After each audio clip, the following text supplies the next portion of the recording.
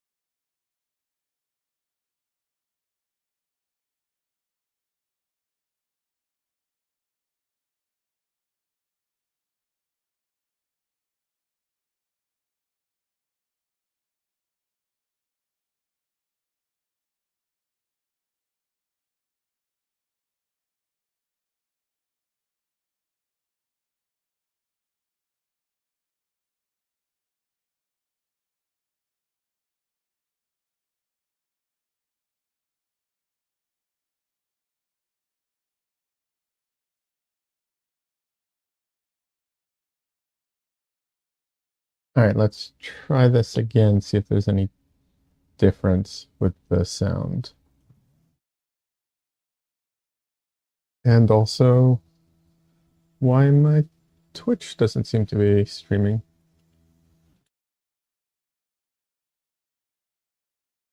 Hey, Des. Good to see you. Uh, oh, okay, here we go. Maybe.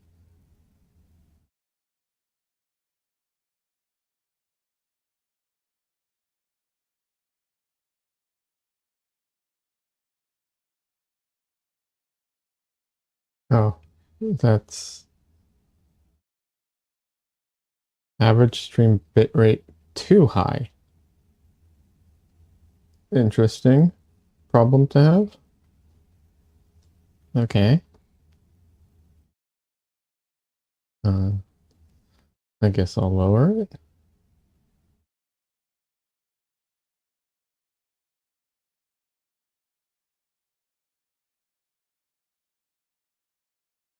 See if that fixes the problem. How's my volume, by the way? Am I okay?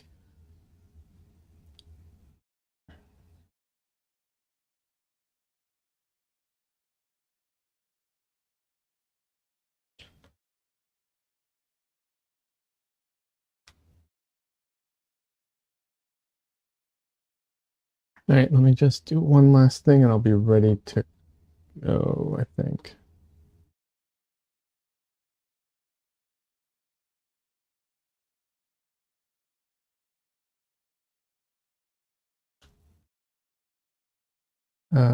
If I can spell Valentines correctly.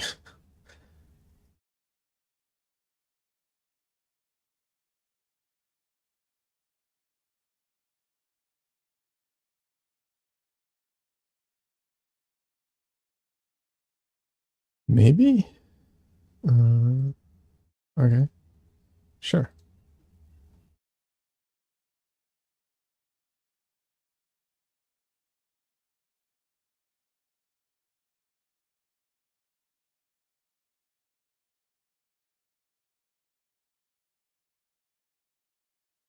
Why is my stream not working on, you're getting spinning wheel on the video?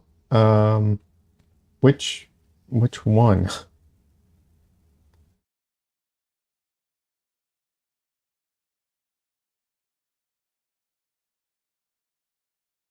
Um,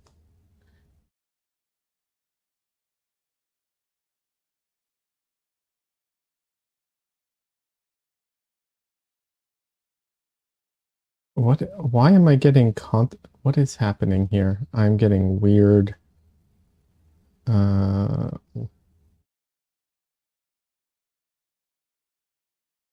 okay, sure. Okay, what is happening here? There is no brand, you stupid thing.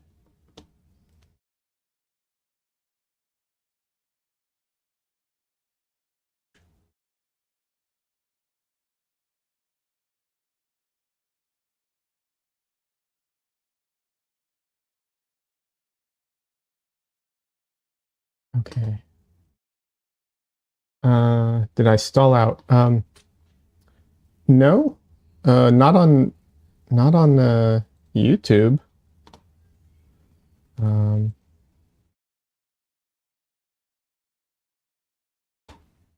YouTube just gives you spinning. Really? Okay.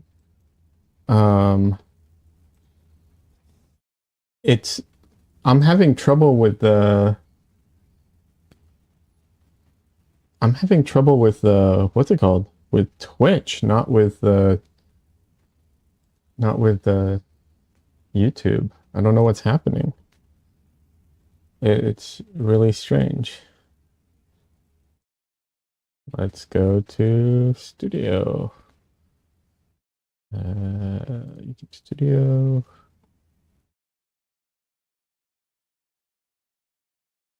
Okay, let's go to monitor. Um, it looks like my stream is fine on YouTube. Okay, it's okay.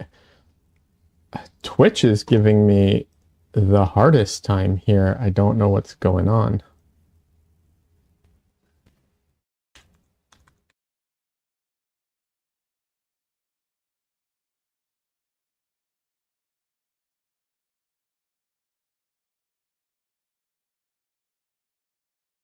I'm actually shocked you can even message me on Twitch right now. Yeah, you see my intro. Yeah. Yeah. I'm trying to.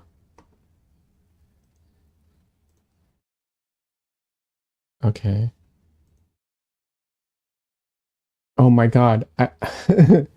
Well, Twitch is fucked, so it's where it's at. I don't know what to say. Um, nope, not my face cam, painting cam. All right. For now. Yeah, I can't update my Twitch at all. I can't update my title. Can't do anything on Twitch, like at all right now. I don't know what's going on with it. But if it's streaming, that's good enough for me. No one's coming because of my title. So, whatever. All right, let's see. All right, now we can go to Facecam. Hey! Oh, check it out. Wait, it's over here? I made a little what's it called? Slideshow.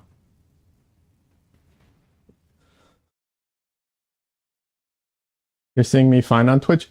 I can't do anything on Twitch as far as like I can't update the title of my stream. I can't change any of my tags. I can't do anything. It just will not work.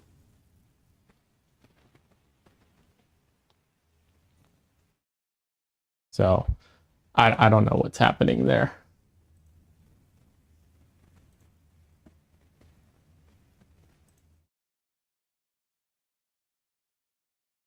So I don't know what's happening. It's whatever. It's not a big deal. I don't care. As long as the video is going through, that's what matters. The rest of it, not important.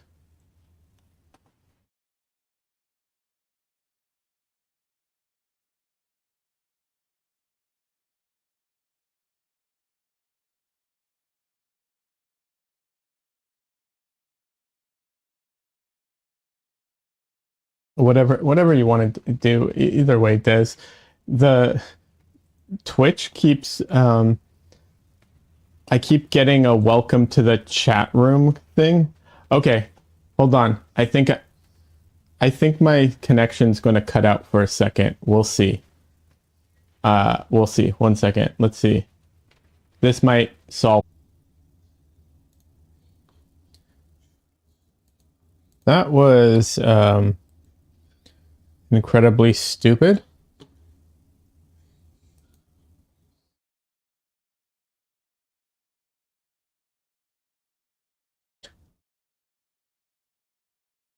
Um, hello.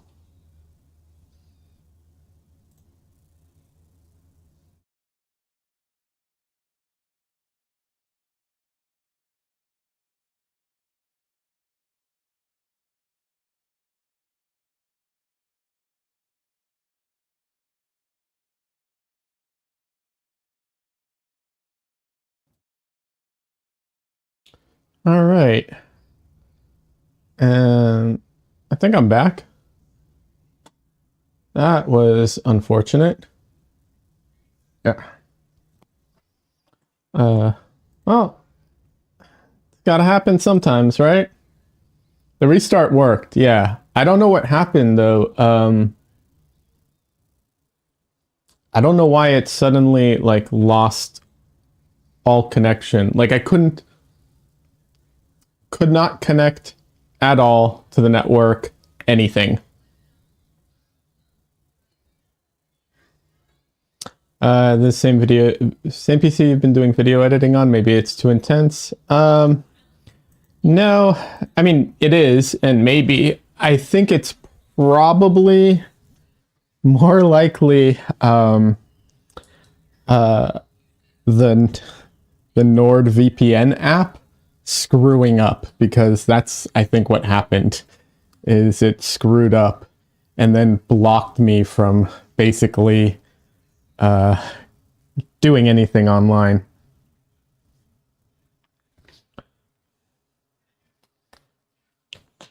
This PC isn't like a powerhouse of powerhouses, but it should be fine with the video editing that I am doing on it so far.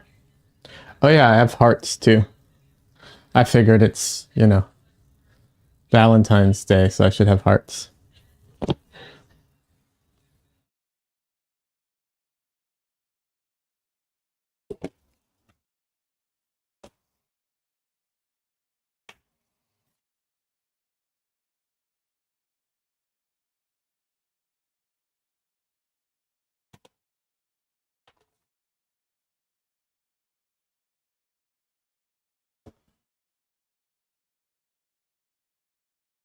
Like I wish I could say that I had a 4090 in here, but I don't.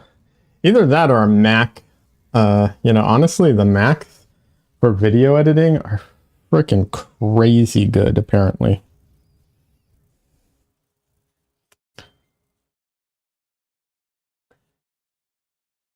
You can't play video games on Mac, so you know.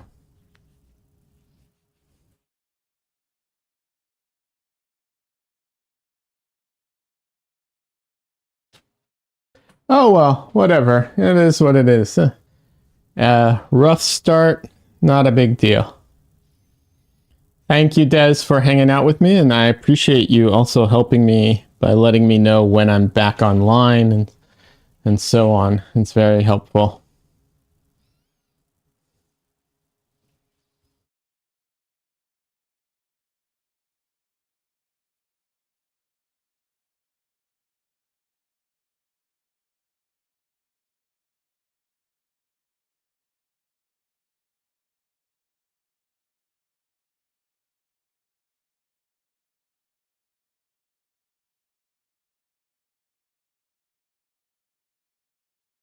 All right.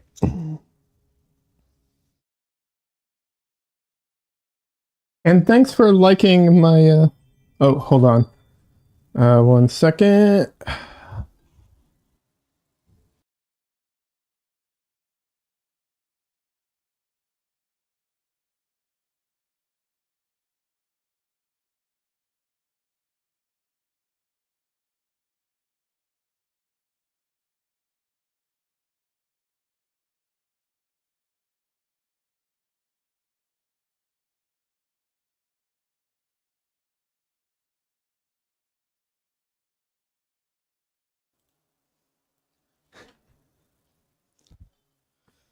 I had to let Michelle know that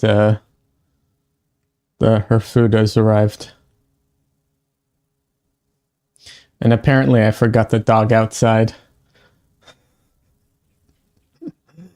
He's fine.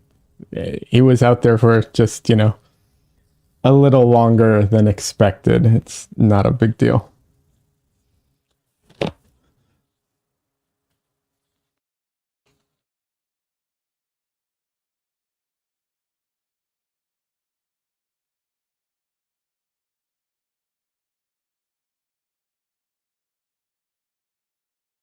Yeah.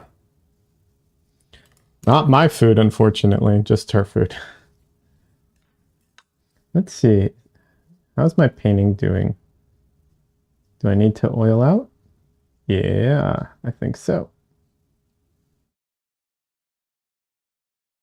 Oh, some of it's wet. All right. Yeah, he's fine. I left him out in the backyard a little longer than you know. Um I'm talking like 10, 20 minutes, not, hours.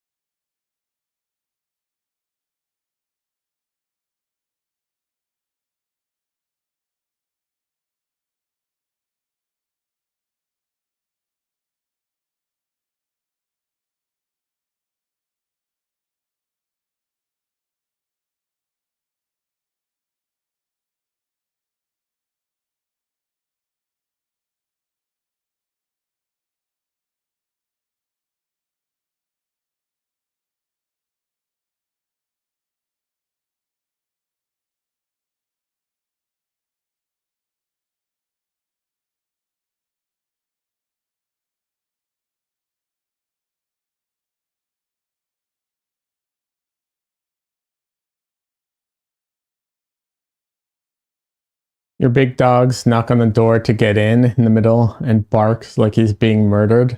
The little one never goes alone, so he's covered. Our dog's he's an Australian Shepherd, so he's not in any danger of anything out there. I mean, I guess theoretically there could be something, but you know what I'm saying. Like, we're not worried about hawks or anything like that. Like, he's fine. And like I said, he wasn't out there a long time, just like 20 minutes.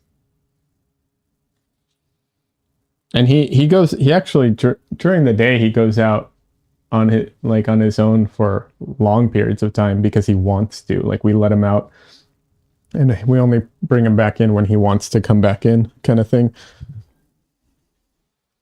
He likes to take his bone out with him and what's it called?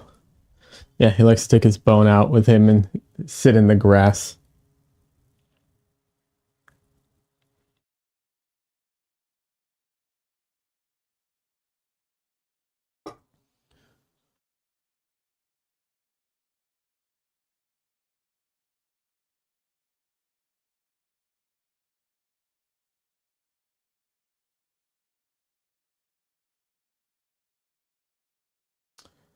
It's 5 degrees with snow right now, so he doesn't stay out long. That is cold. Yeah, no, we're it's 61 here. He's fine. When it's cold, I actually stand by the door and wait for him a lot of times because I don't want him to be out there any longer than he needs to if it's like really, really cold. But yeah, it's like 61 degrees right now, I think.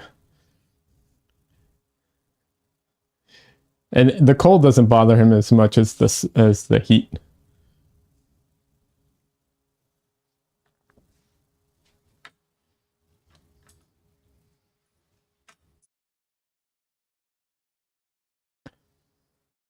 Although he's a big baby and doesn't like the rain.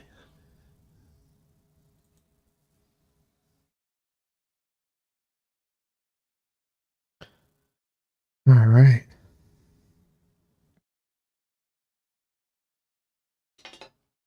So I hope everyone's having a great Valentine's Day. I know a lot of people don't care about the holiday. I'm not a big like Valentine's Day guy. Also, I don't like crowds, so the idea of going out on Valentine's Day sounds awful.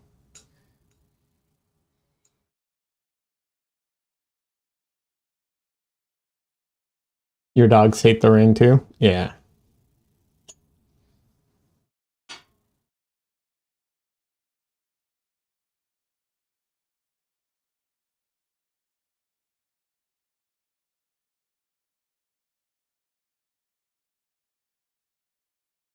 Valentine's Day bah humbug. Yeah.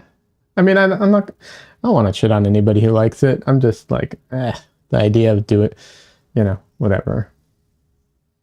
I don't need a holiday to, to be romantic or do stuff like that. Like I don't, or go out or, I don't need whatever. But I get it. It's cool. I'm just gonna paint. I got painting to do, right?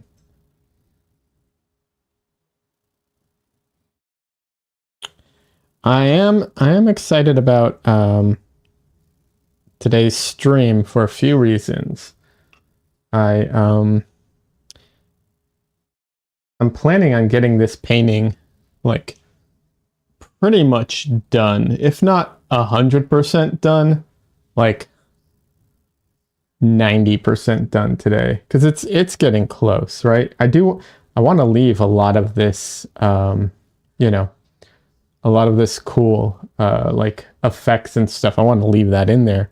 So I'm just going to go in and like, get finish the face and stuff like that. And the rest of it is probably good. Why do I keep getting weird notifications? What is happening? Okay, I don't know. I'm paranoid now.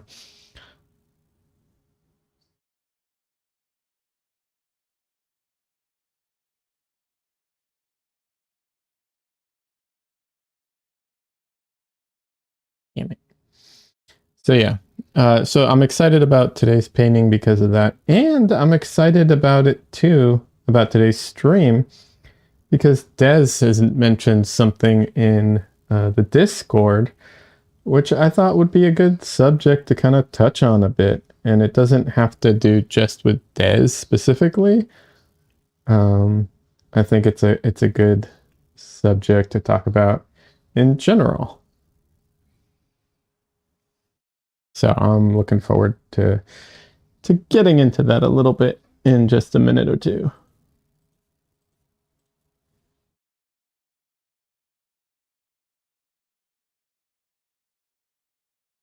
Oh.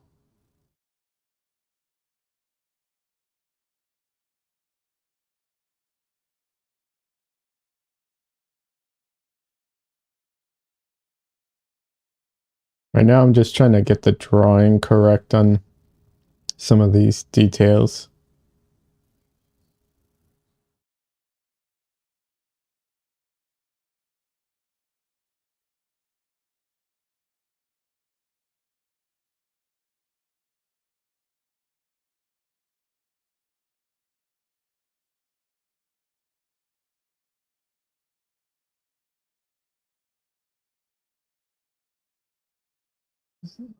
What is happening here? Is it? Yeah, okay.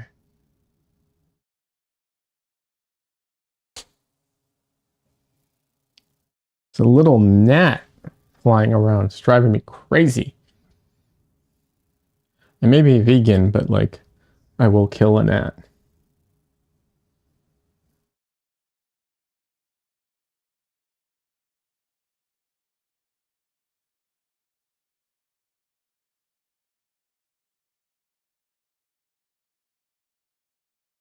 If I can catch it, that is.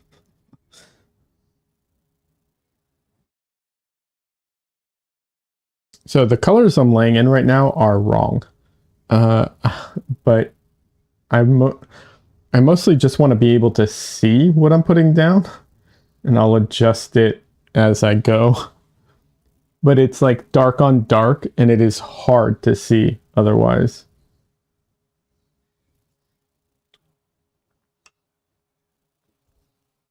So,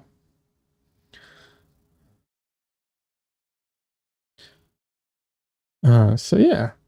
And today, I don't know, like today was a bit of a rough day. Just I have something in my back that's bothering me and tired. Like, not, I'm not trying to vent. I'm just talking in general. But having said that, I also put out my first short in a very long time, and I'm really happy that I actually did it. It's not the, you know, it's just a start, but it's still good to start. And Des, thank you very much for liking it. I appreciate that.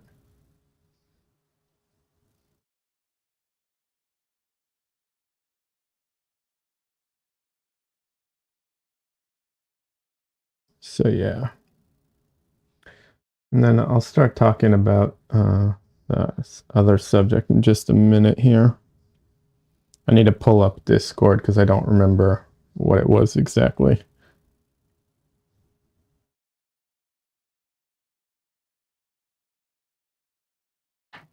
All right, let's see. Let me pull it up. Okay.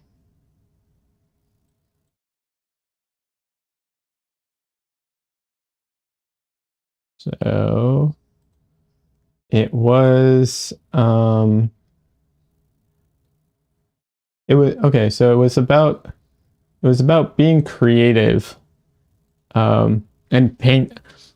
I'm paraphrasing here because it's, I don't want this to be specifically about Des because I'm not trying to call anybody out because that's not the point of it. So I hope it's okay that I even mentioned your name, Des. I didn't mean it as a criticism. Um, but the subject of like painting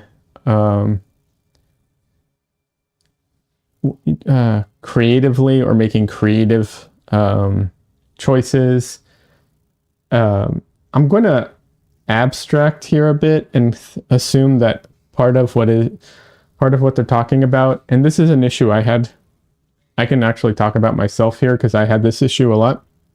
Being creative with my portraits, being loose with my portraits, painting what people would call painterly, right? And abstract, even though I'm doing a portrait and I want it to look like the person. So it's not like, obviously, I don't want to do an abstract painting, but there are abstract elements to it and so on. All of that stuff was very, very hard for me. I was not a loose painter at all. And I don't know if I even qualify as a loose painter even now, but I definitely have more elements of a loose painter now. Even if I wouldn't qualify as one.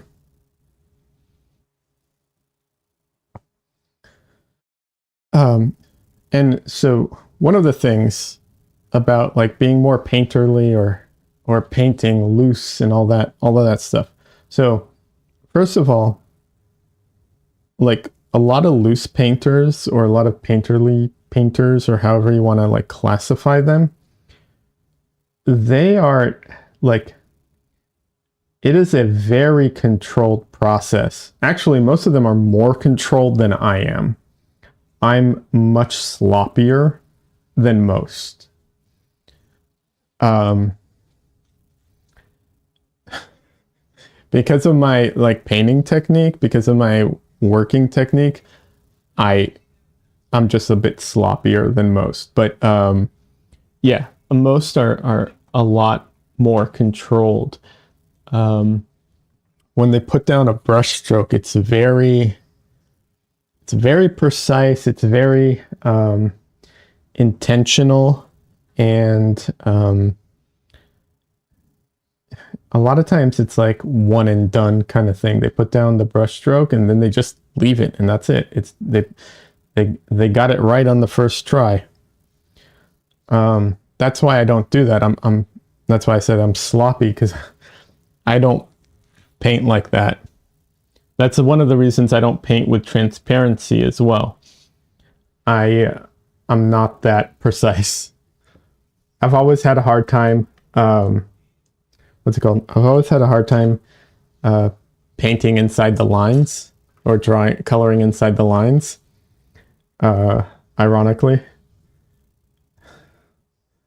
so yeah. Um,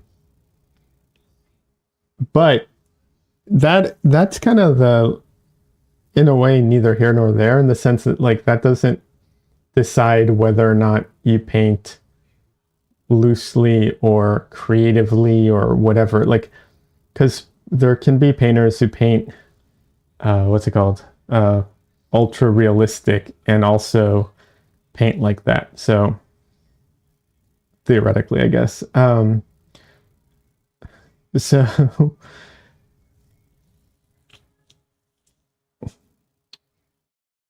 So I'm going to talk about how I got to where I'm at right now and how I loosened up my painting and my brush marks and got to the point where I can, leave abstract stuff on my canvas and be okay with it and so on, like stuff like that. And there's a few artists I want to credit with helping me get to this place.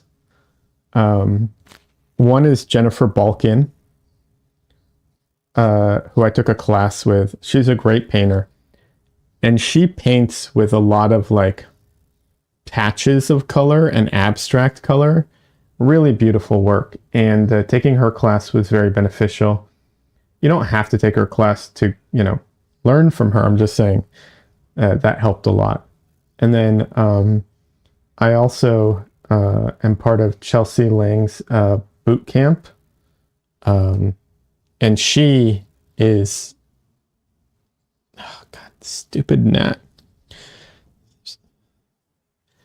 Chelsea Lang's great, and her boot camp, which she still runs, is great. I highly recommend it if it's a good fit for you and you can afford it. I was lucky at the time that I could.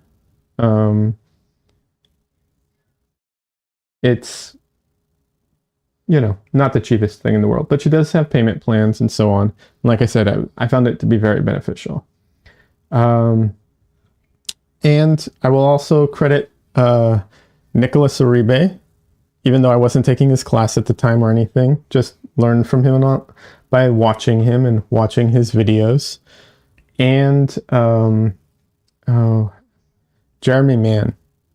I became a huge fan of Jeremy Mann's paintings, and have studied a lot of his, a lot of his paintings. So those are some of my big influences.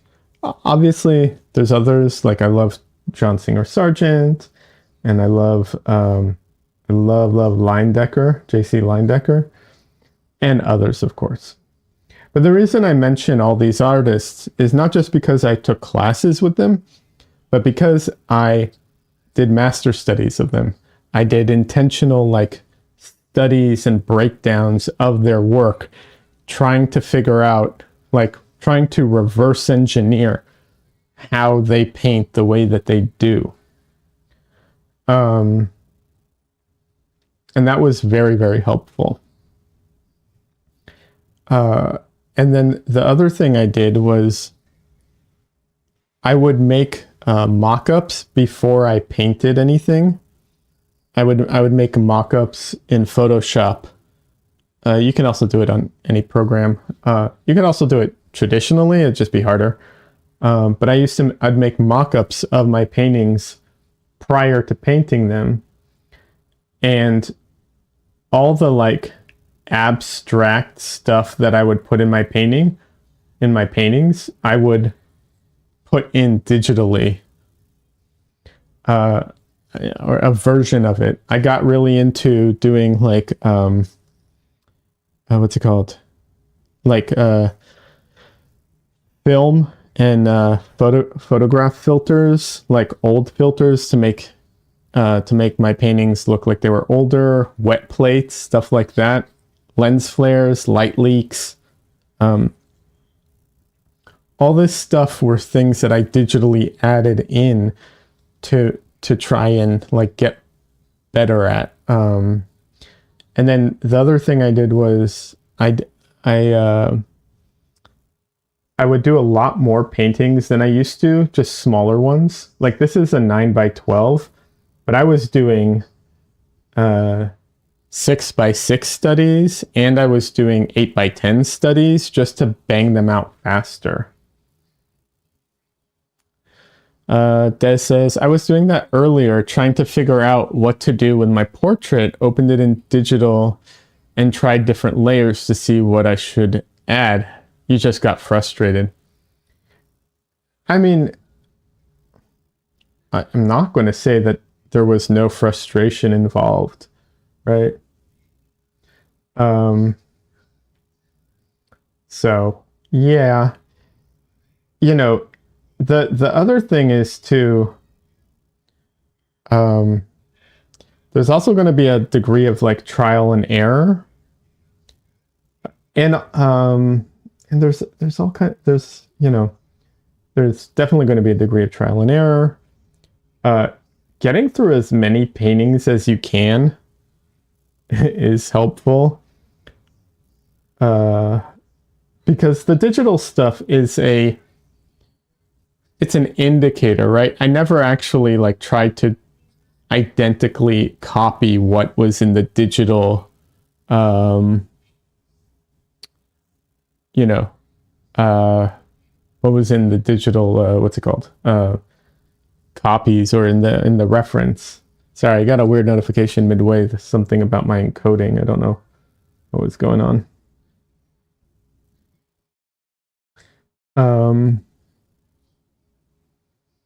So, I'm not trying to make it look like film directly, but it's a starting point. And I did master studies. I would do master studies of just portions of paintings. I mean, I have this too. Like, if you want to see, I have this thing here. Oh, my encoder is overloading. That's what's happening. You see, like I did this as well.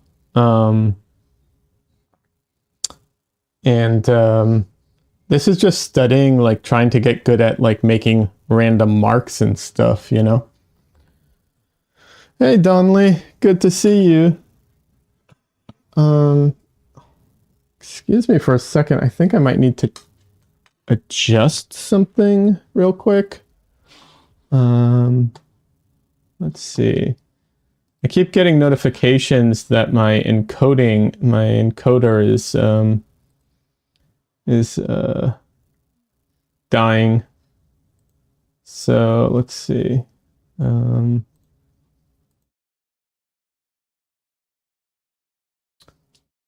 don't know what's happening. It seems like it doesn't seem like it's actually having any issues, even though it keeps telling me it is. I don't know what's going on there.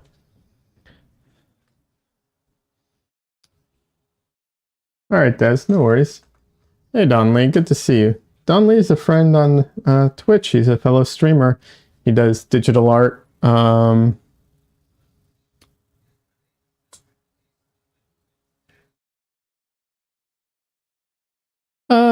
They're all like JPEGs. I can't imagine that they're that heavy. But maybe.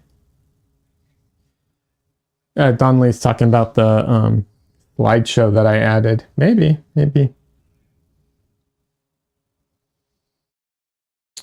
I don't know. We'll see. I've stopped recording, and we'll see if that changes it. Maybe the recording was making it too hard. I do want to record these though, so oh no, we'll see. Trial and error. You had that problem when you first added it? Interesting. All right. Maybe I'll take a break at some point and turn it off or disable it. for now, kind of thing. Maybe I need to make real low res versions, like extra low res, just, because they're definitely bigger than that little corner that they're in right now. So maybe I need to make them smaller.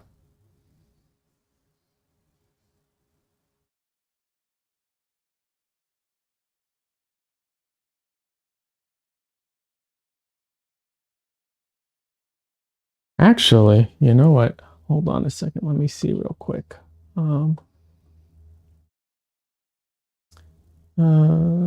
where is my studio mode? Okay, studio mode.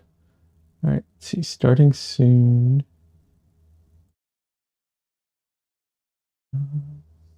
Properties.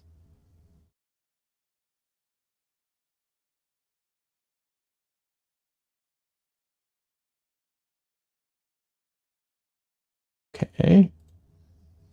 All right, I'm also turning off my like my starting and my be right back kind of thing. I'm also telling it not to like run when I'm not using it. Maybe that'll help too.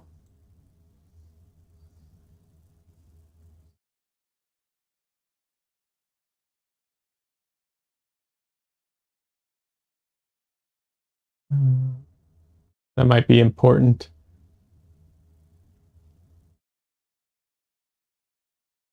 Um,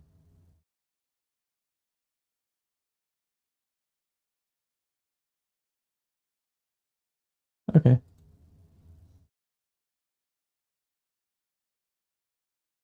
All right. Oh, the technical stuff of streaming. Lovely.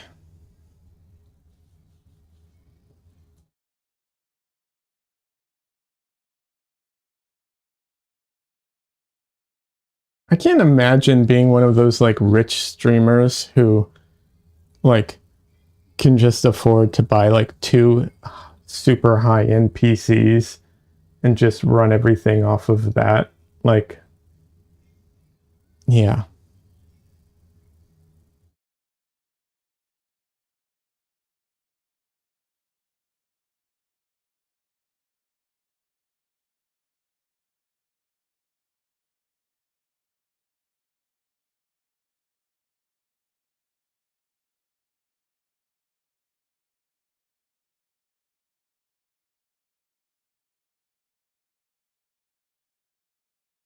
In properties, make sure it's not continuing to play when not on screen. Yeah, that's what I just did that. I did that for my starting screen and my be right back screen too. I think I've been playing the video in the background the whole time.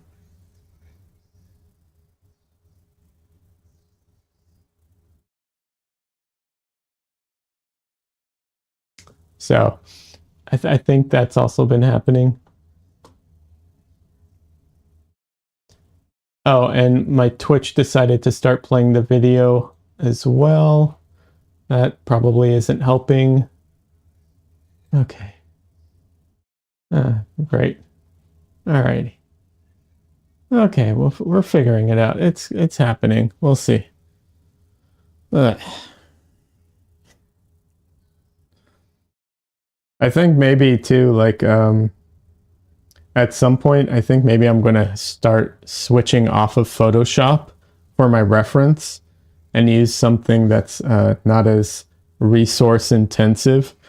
Because like Adobe Photoshop is a ridiculous resource hog. But it is insane how resource heavy Photoshop is when it's not doing anything.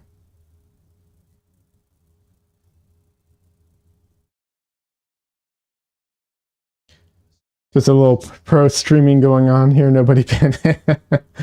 Yeah. Oh yeah, pro streamer here. Yeah. Mm-hmm. Mm-hmm.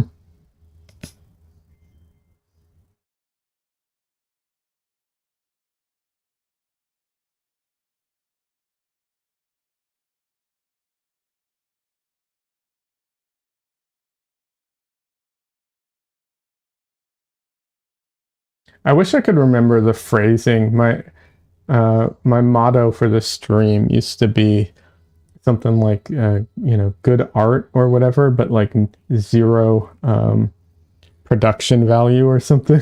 Can't remember exactly what it was. But yeah.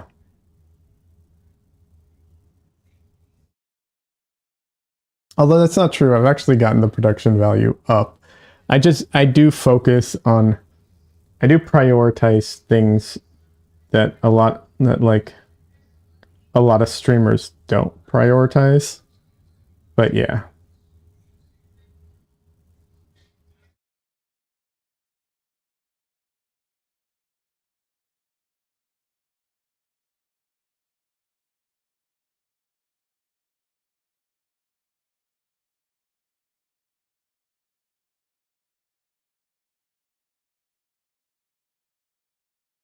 I don't know if I'll ever actually do like emotes and stuff like that again.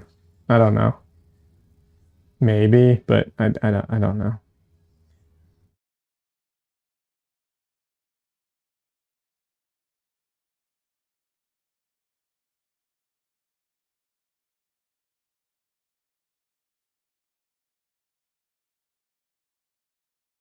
I'm not looking down on emotes, but they're not my focus. Definitely not my focus.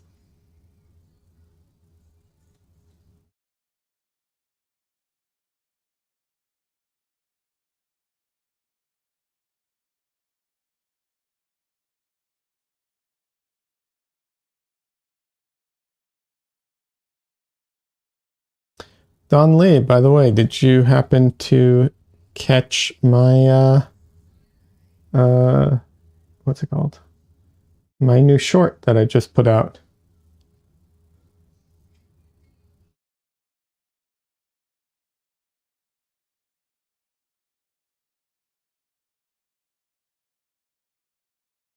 What feedback did I get from Uribe on my painting? Well, well, he hasn't given me feedback on this one yet. Uh he's given me feedback on the other ones. Yeah, I posted on YouTube. I posted on every other social basically that I have as well. Oh, hey, we got a cat, everybody. There is a cat. Cat in the house. It is not Dresden, it is Winnie, but cat in the house. Hi, little girl. Oh, yeah. Oh, I know you don't like being picked up that much. I know. But you're doing so good. Look at you. You're getting so good at this. Yeah. Little girl, you're okay. Oh, she doesn't like being held. She likes sleeping on my lap, but not being held. Okay, little girl. Oh, you're such a pretty girl.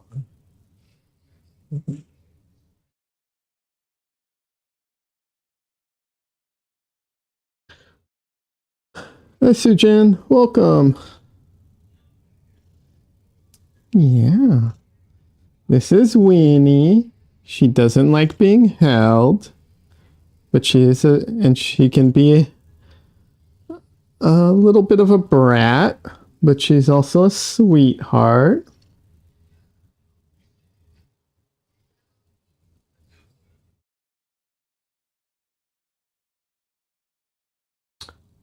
No, there's another short, not just the kitty painting. There should be another one there. Did it get removed or something? That'd be unfortunate. Lovely Winnie. Yeah, thank you. How are you doing, Sujin? I apologize again if I'm getting your name wrong. I'm bad with names. Yeah, little girl. Oh, you're doing so good. Look at you. Okay. All right, I'll put you down. Good girl.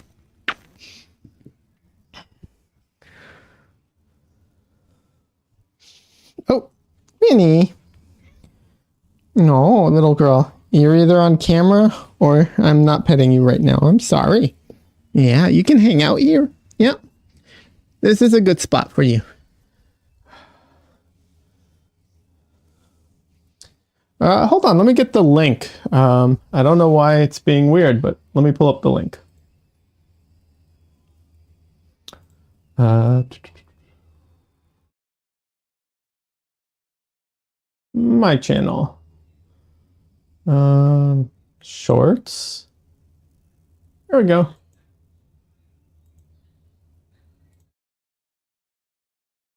Can I get, oh, there we go. Copy. All right, I got a link for everybody. Here we go. Paste, enter, and paste, enter. There we go. Cool. So yeah, I finally edited a short.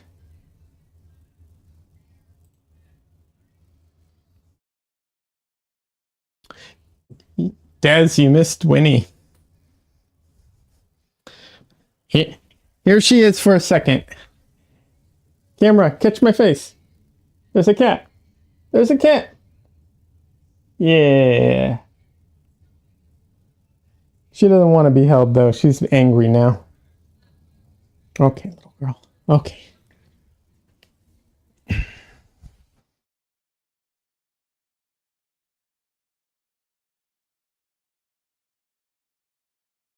Cool song, by the way. Thanks, Donnelly. I've become a fan of Sleep Token recently. I know I'm kind of late to the hype train, but you know, whatever.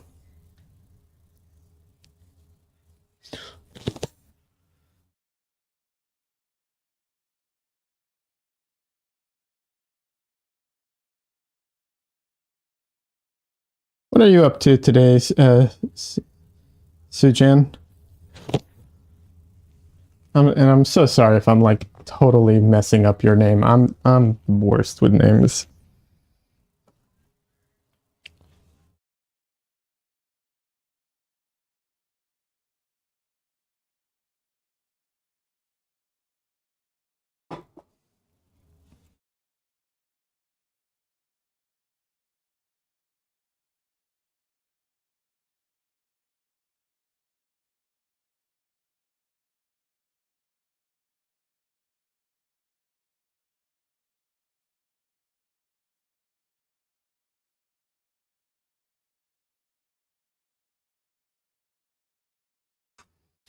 So yeah, those are those. I was talking about like how I got into um uh hold on, I'm just seeing if I get a notification again because if I do, I might have to turn off some things. All right, we'll see how it works. All right. But yeah, I was talking about how I loosened up as a painter. It was a long process. It was not quick, but I think one of the biggest things was studying other artists and doing copies of their work. I think that was one of the biggest things that helped me loosen up. Picking, obviously, you have to pick artists that paint the way you want to paint, and then do that. All right, Donnelly, no worries. Good luck with what you're working on.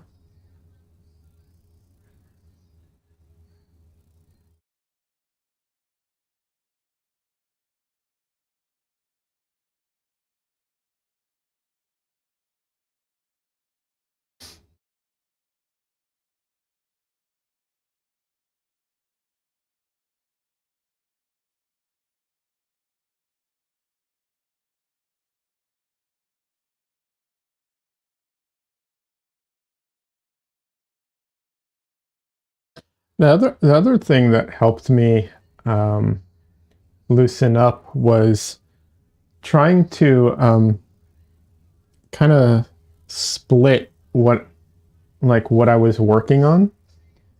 So, and I kind of do that still to this day.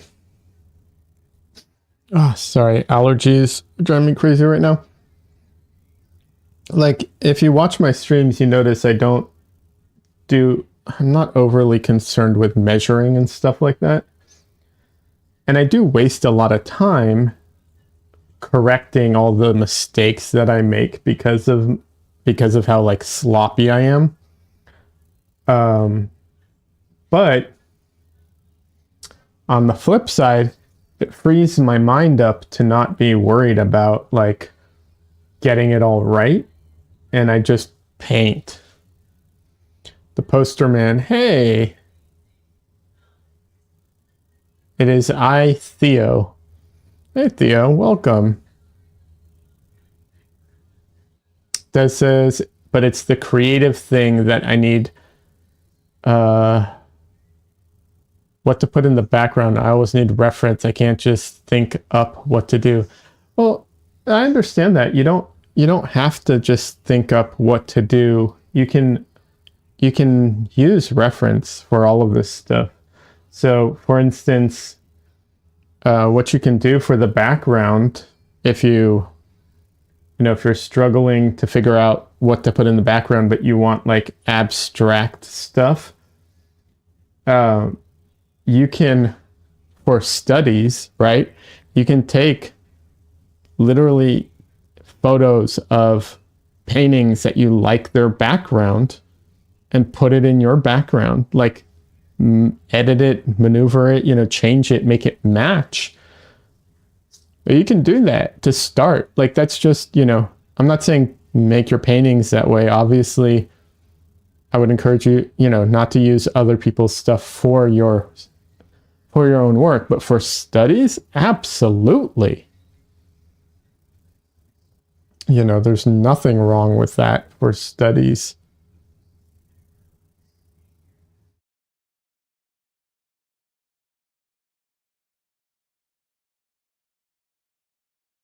And so there's that.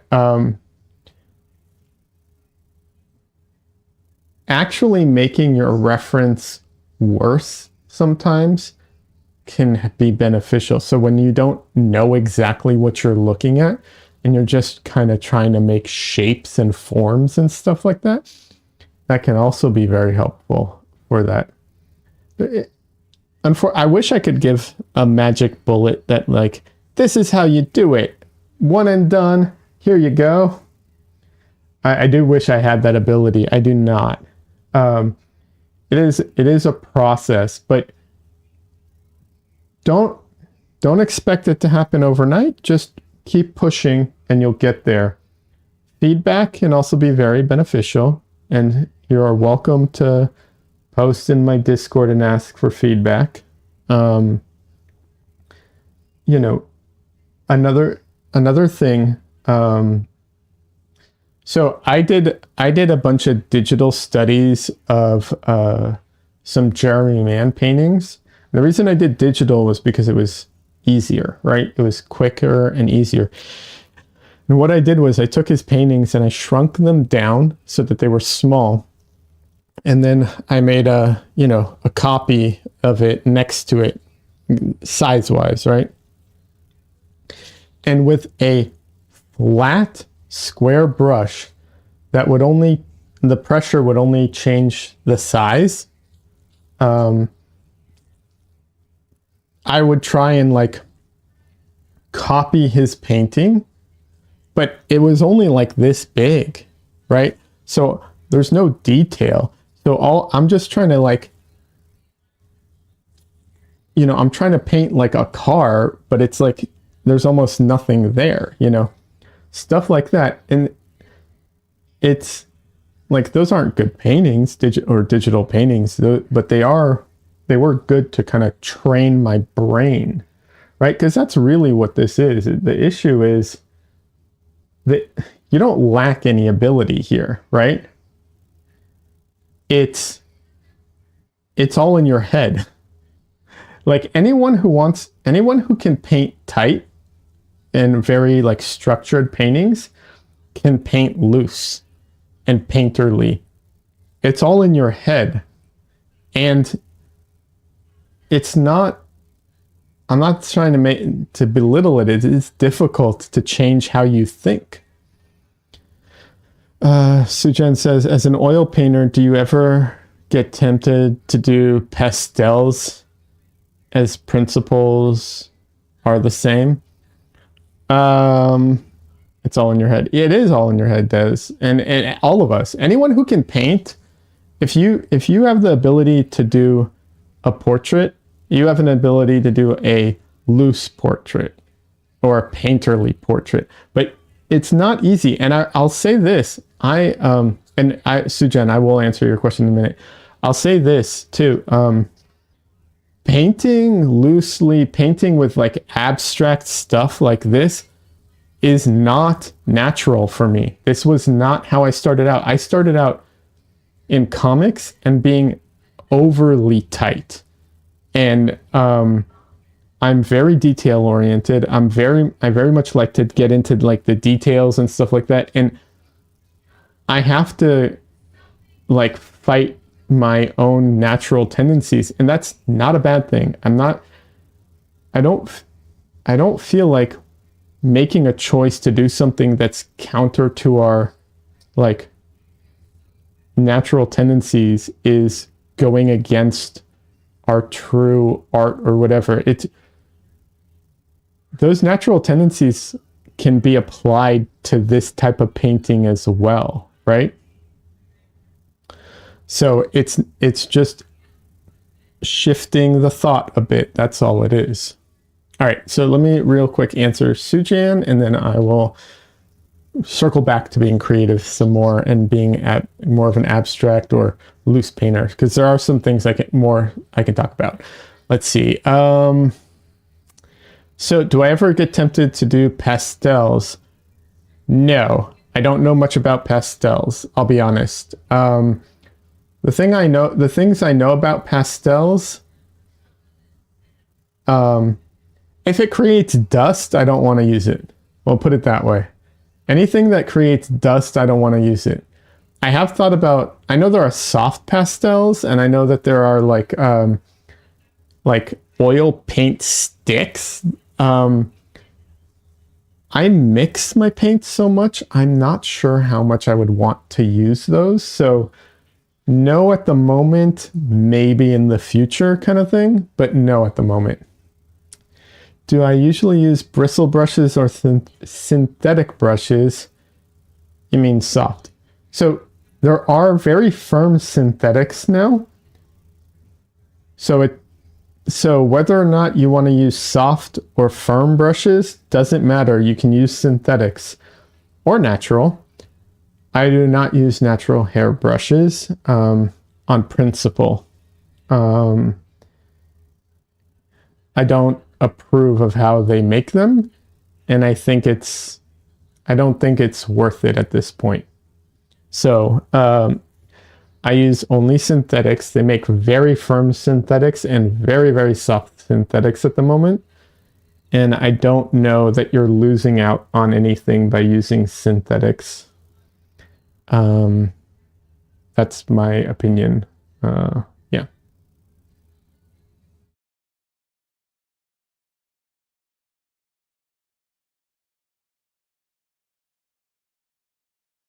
So Jen says, I used to like realism. Now it's mainly impressionism. I still like realism, but I don't want photorealism, right?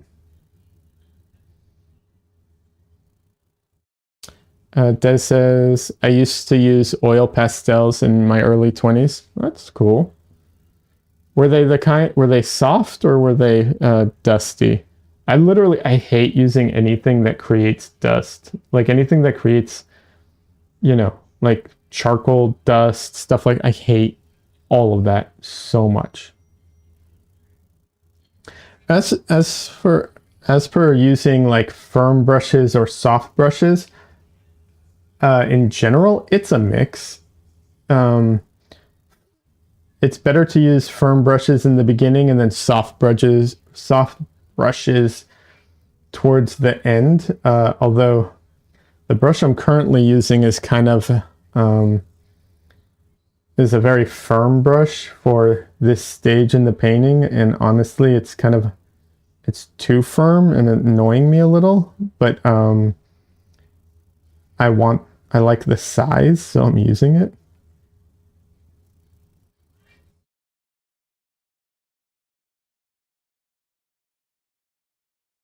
Yeah.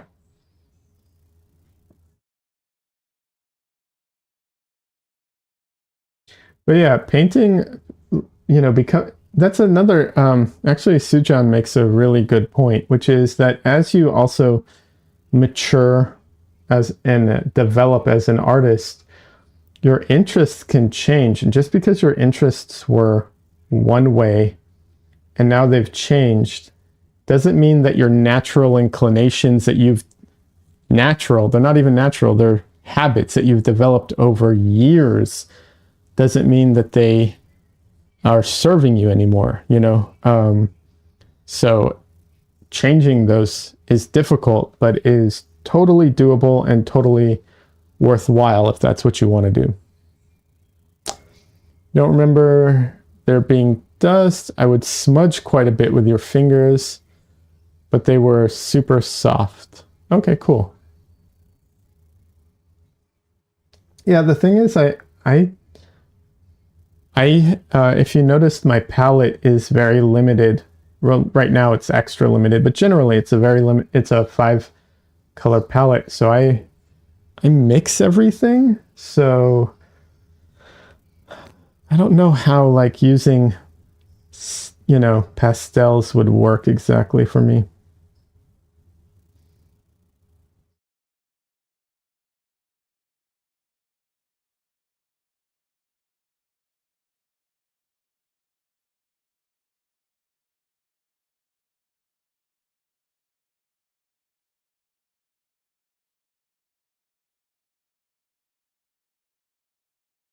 But yeah, I do know it's very frustrating um, to try and change like, to drastically change your style is very challenging.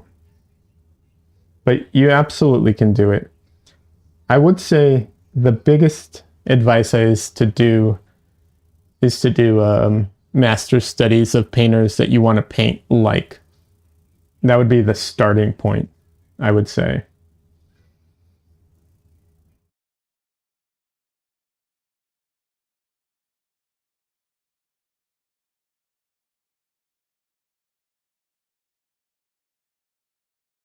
And then I would even do copies of paintings that are like even further than you necessarily would want to do, just to like push you out of that comfort zone. Um, that's also good. Like here, let me show you an example real quick. Uh, I've shown. Whoops, wrong one. Paste scan. Okay, I've shown. Oh, I've shown this painting before. Um, wait, where is it? 1 second.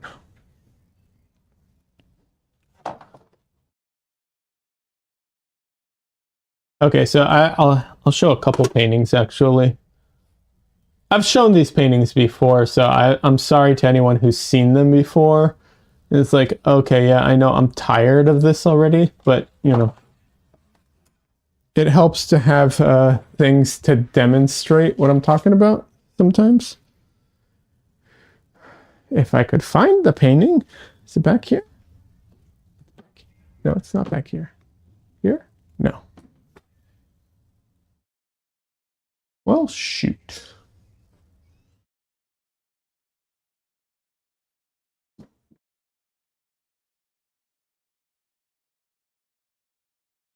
Okay, well, I'll show one painting and then I'll try and find the other one. Huh. Wonder what happened to it. I see the mystery is the painting, the abstraction. Wait, hold on. Okay, I'm seeing two things. See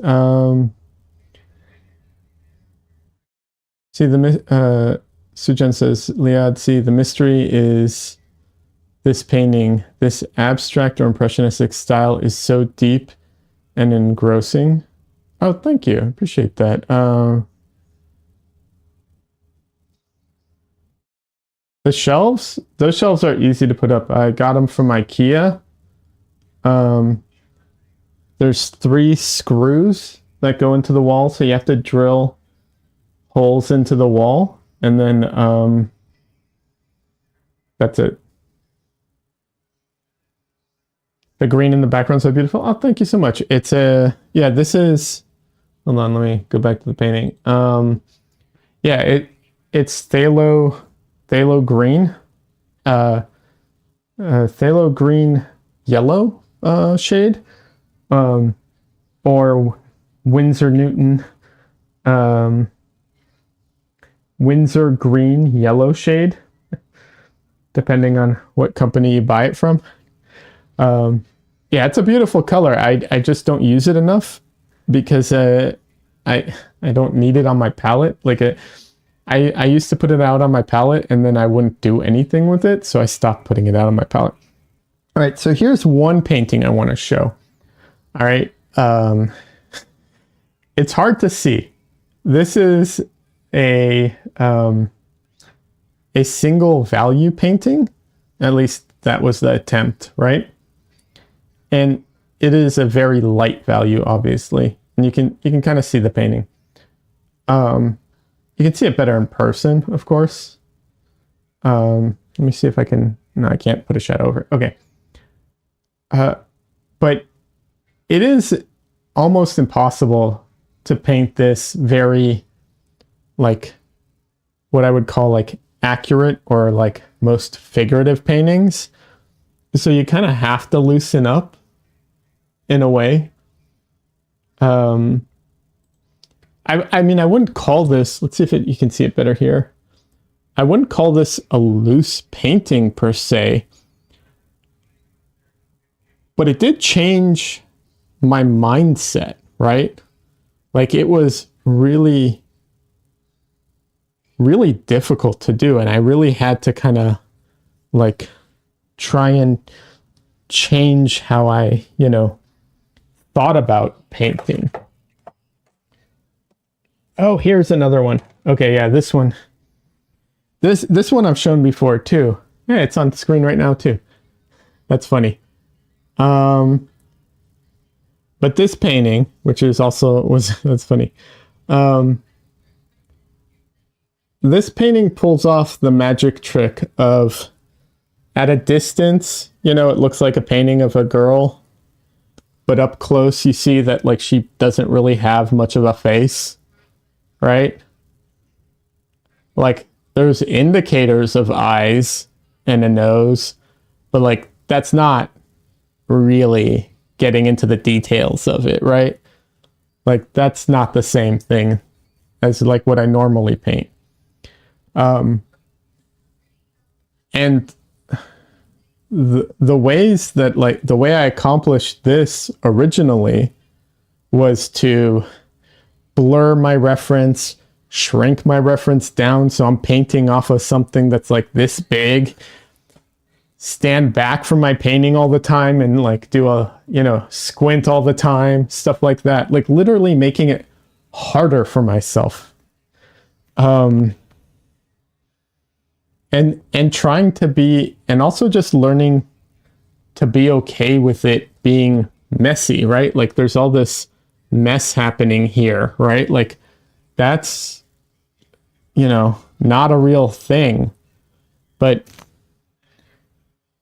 I would mess up my references enough that I started becoming okay kind of doing those things. I would merge things that don't need to be merged together, and just stuff like that. In the beginning, when I would do that, I would actually be painting what I saw. So I still was like technically a tight painter, right? Because I'm just painting the same thing that I saw. But over time, I got used to it, and I can create a lot of this stuff on my own now. I don't need to like mess with my reference anymore. In fact, this one here, this painting was kind of a test of that. This one in particular. I didn't change the reference is like an in focus, really like in focus quality picture. And I didn't edit it at all. And I was able to like do all the, ooh, I was able to do all the edits in my head. But that took time.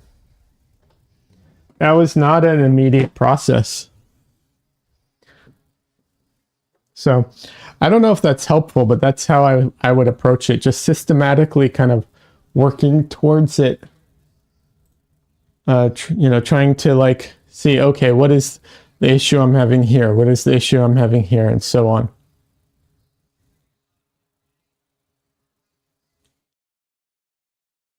So yeah. Yeah, I do love these shelves. I got them at IKEA. They're real nice and real easy to put up. You do need a drill. You do need a drill to drill through the drywall. But yeah. And you might, if you're going through the drywall and not going through the studs, you need to buy those, those expander thingies. Yeah. But otherwise, it's pretty easy.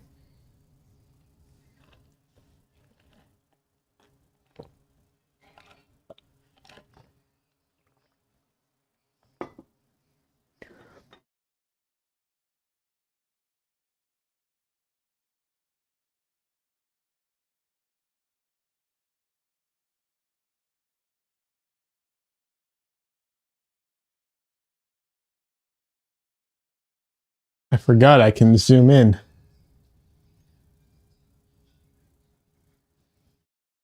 As long as I'm working on the face.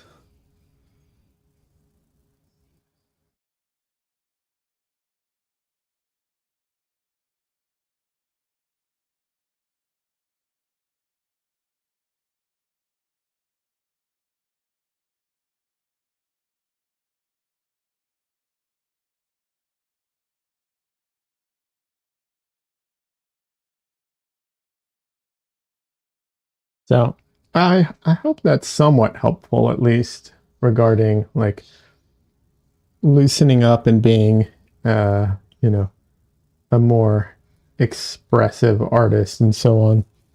It is doable. Don't no one should despair over it. It's totally within your ability.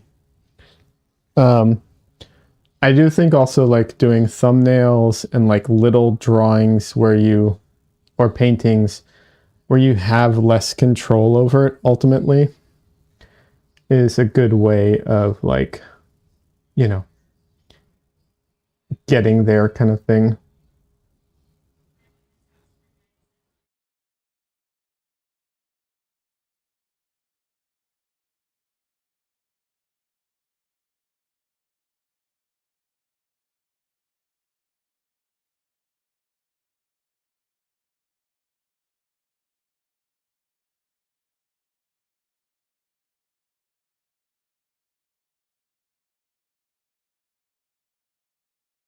And I will say if you are a very loose painter and you want to be a much tighter, exact painter or draftsman or whatever, you can do that as well. Goes both ways.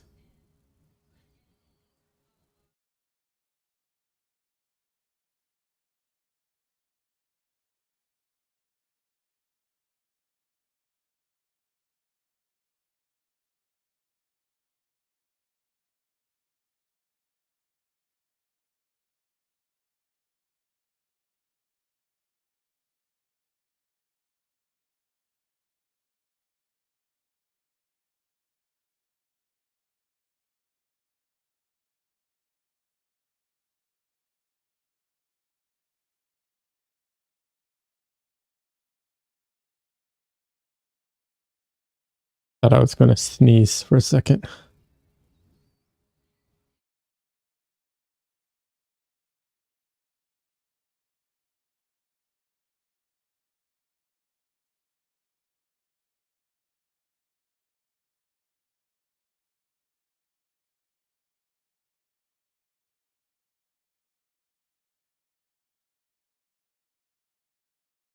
There's also all kinds of tricks you can do as well. Like using bigger brushes can be very helpful.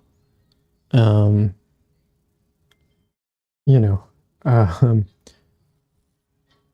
doing those exercises where you like count, you count how many strokes you're putting down and try and paint a painting. And, you start off with like, what is it?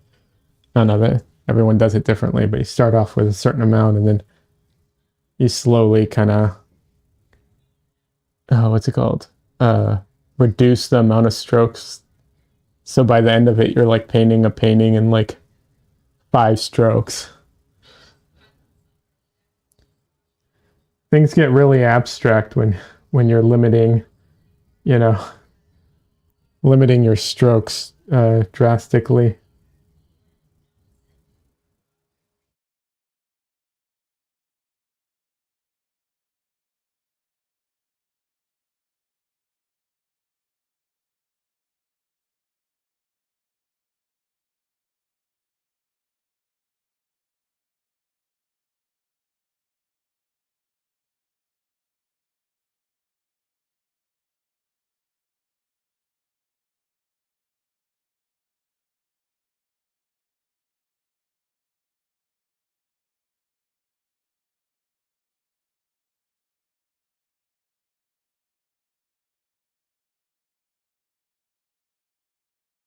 And like I said, I think getting good feedback from people is always also helpful. And, you know, taking classes with people can be very beneficial, of course. Um, you know, but anyone who wants to is welcome to post in my Discord. Um, I have a feedback channel. More than welcome to post in there.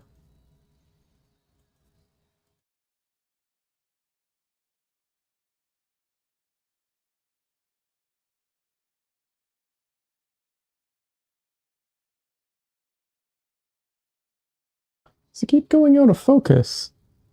I feel like I keep losing focus.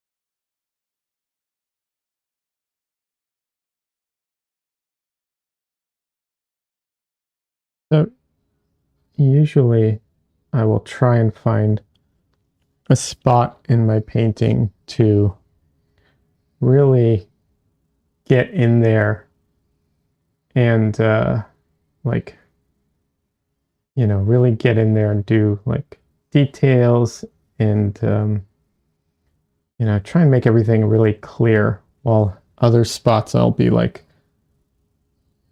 much more okay with being very, very vague about everything. Usually it's the eyes, not always, but usually it's an eye. I don't usually do both, but it's usually one of the eyes.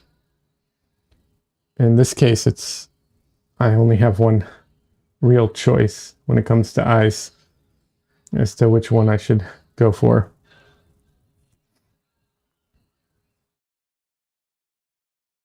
Hmm. Freaking allergies. Okay, excuse me for a second.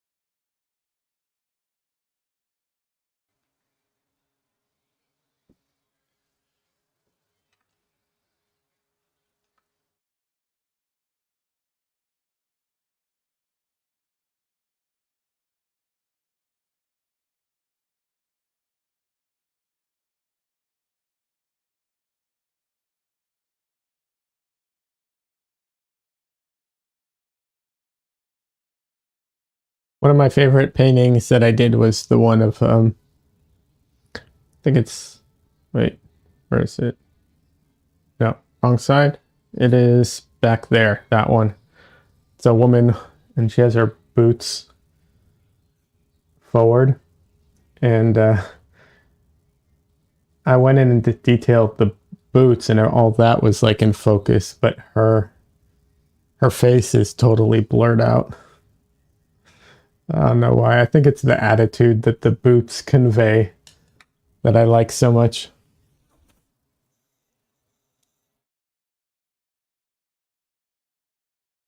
Mm, jeez.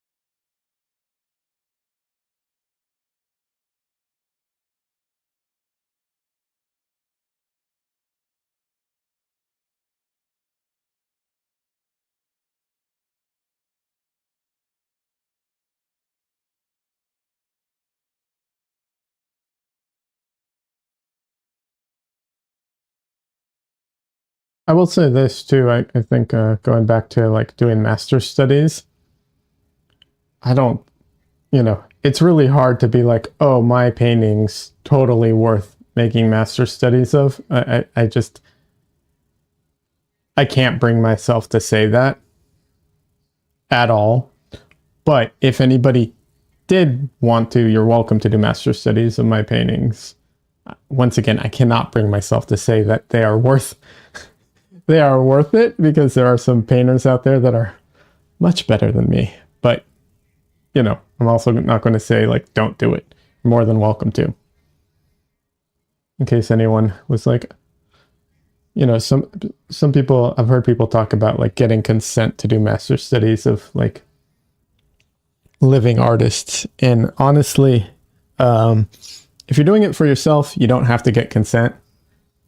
You're just practicing on your own. If you're filming it and making, YouTube videos or posting it online, you probably do want to get consent from the artist because you're using their stuff. And yeah, absolutely. Anyone who wants to do a study of my paintings and post it online, you're more than welcome to. Just tag me, let me know. Absolutely. Once again, better artists out there to do master studies of, though.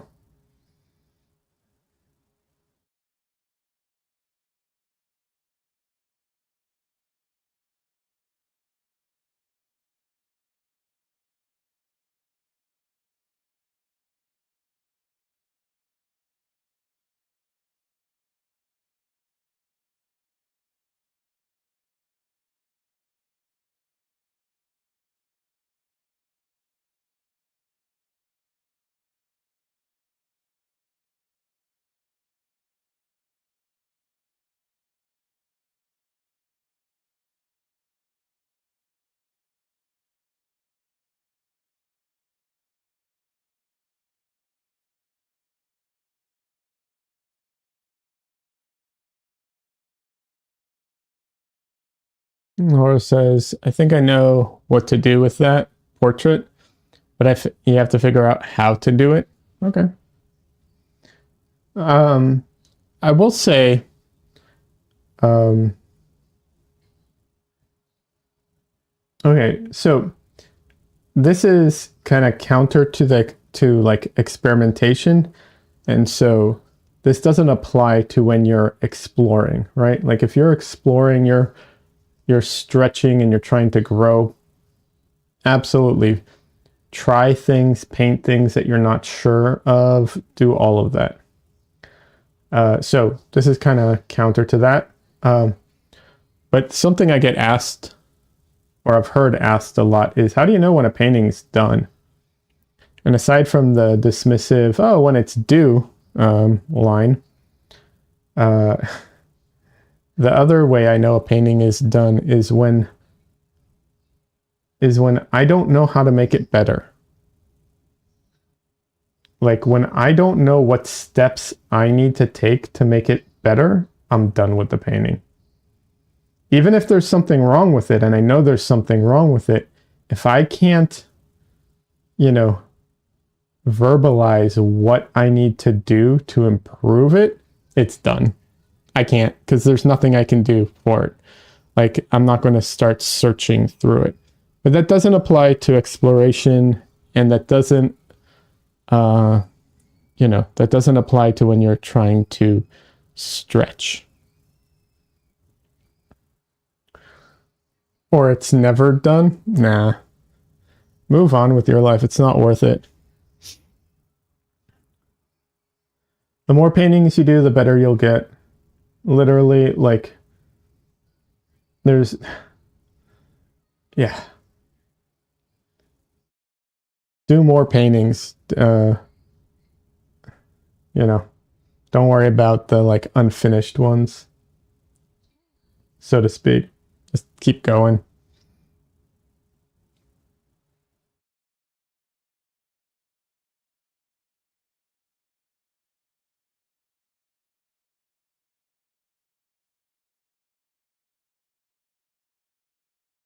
I would say like throw them away, like throw your old paintings away, but don't do that. Keep them because it's harder to see how much you've improved if you don't have a record. And you don't, like, your brain plays tricks on you. You don't realize how much you've improved. You might think you do, but you don't.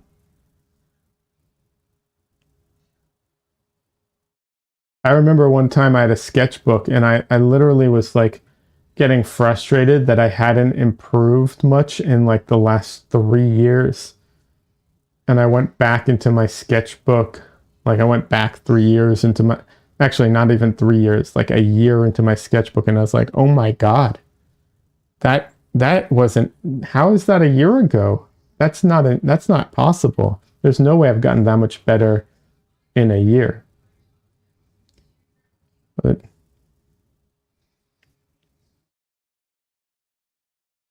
our brains are stupid.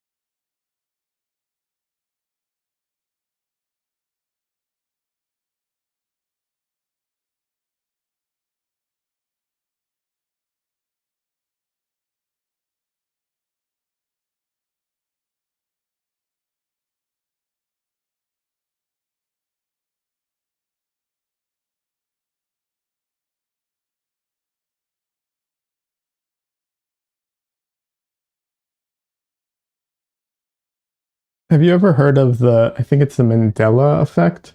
That's, or phenomenon, or whatever.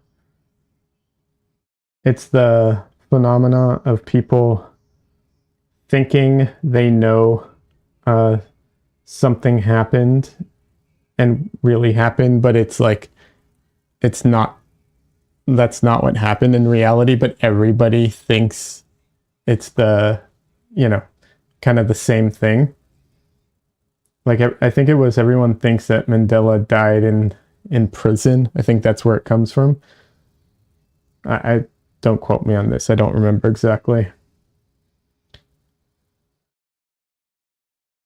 But the fact that that can even exist kind of proves how bad our brains are.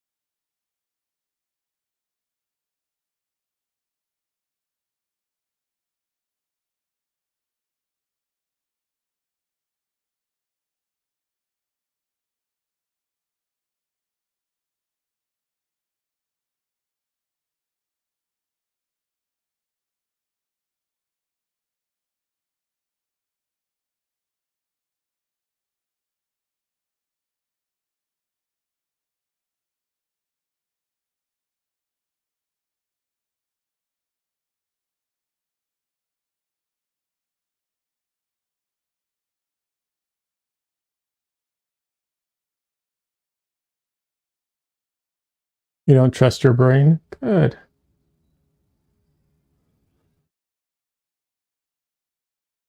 You're untrustworthy.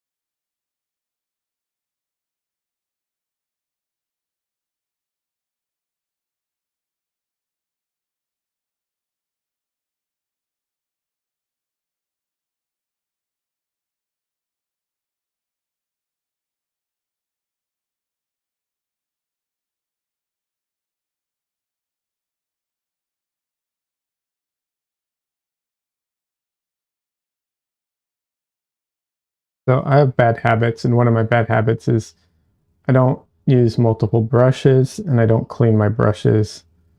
And so I'm always fighting to get a clean color if if that's what I need. Whenever I need a clean color, I should say I'm basically fighting my brush to try and get it to like give me a clean color.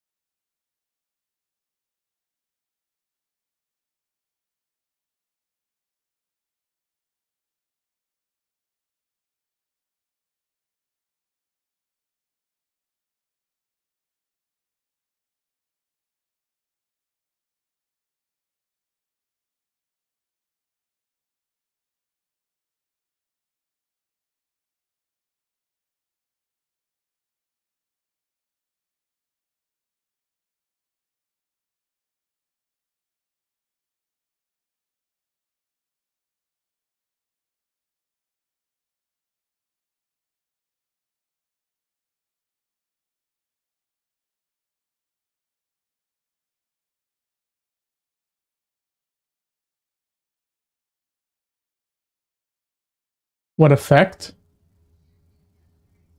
What do you mean, what effect?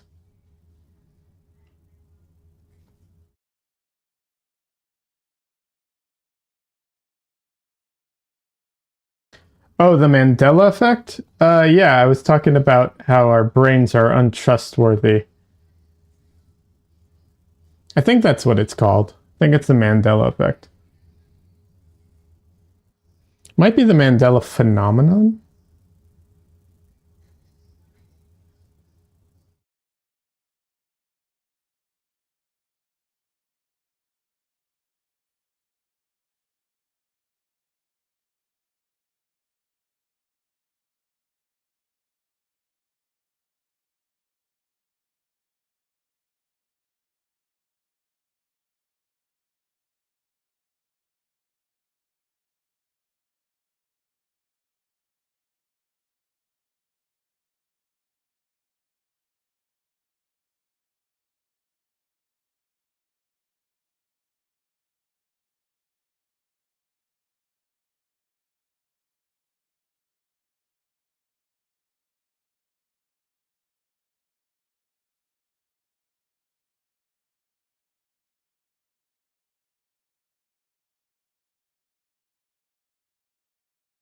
I mean, it's really interesting how like a lot of people can have this shared misconception about reality.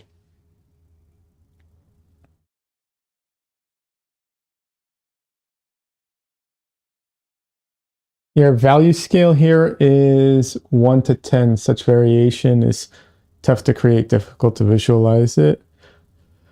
Um, hmm. I mean, I am definitely going for a higher value scale than I normally do. So I am letting myself push push my values a lot more than I normally do. I'm normally much more constrained with my value scales. Um, I mean, I don't know if it's necessarily. I'm trying to think if I would call it tough. I mean, I think it's probably like, you know, I'm sure some people. I'm sure like some people will struggle with it more than others. Um, I come from a background that's more like comic book related or illustration related, and there the tendency is to push the contrast like really hard because you want to have, you want to have images that read in a snap, and you don't want any vagueness or anything like that. So for me, painting more, you know, restricted is actually much more challenging, generally speaking. But like I said, that I'm sure it's a personal thing.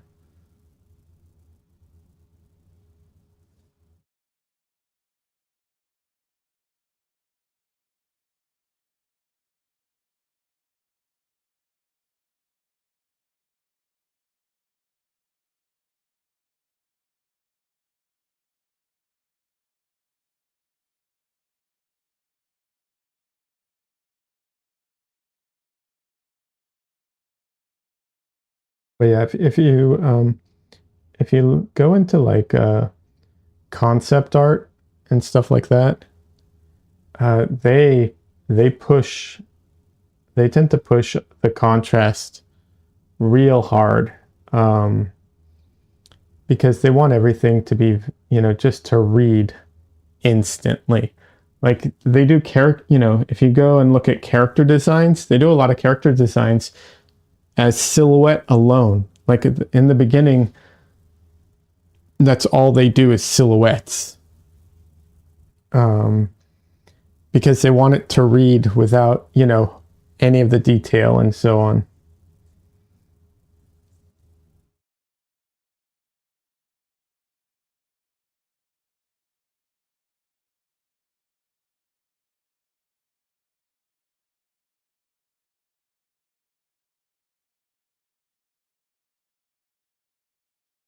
So if contrast is something that you do struggle with, that is definitely where I would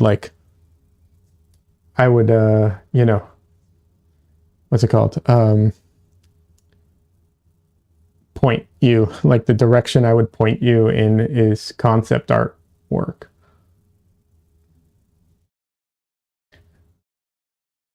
Absolutely.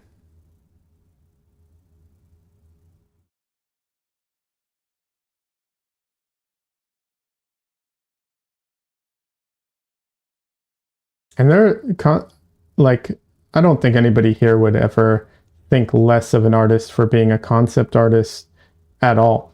But there's a ton of concept artists who also are um, traditional painters as well. A ton of them.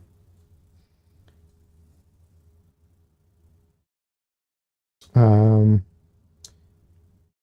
I'm trying to remember. His name is, I think, Mike Mishlap is one. He's great. And I would also check out the Weekend Warrior painters. They have a ton of um, really good artists in their group. Recently, I bought natural paints, meaning chemical free. They're good, but had to mix those powders in walnut oil and pack in tubes.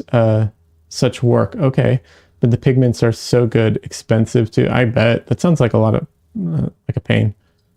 Um, their brush thinner or solvent is so good. What kind of thinner do they use? I'm curious.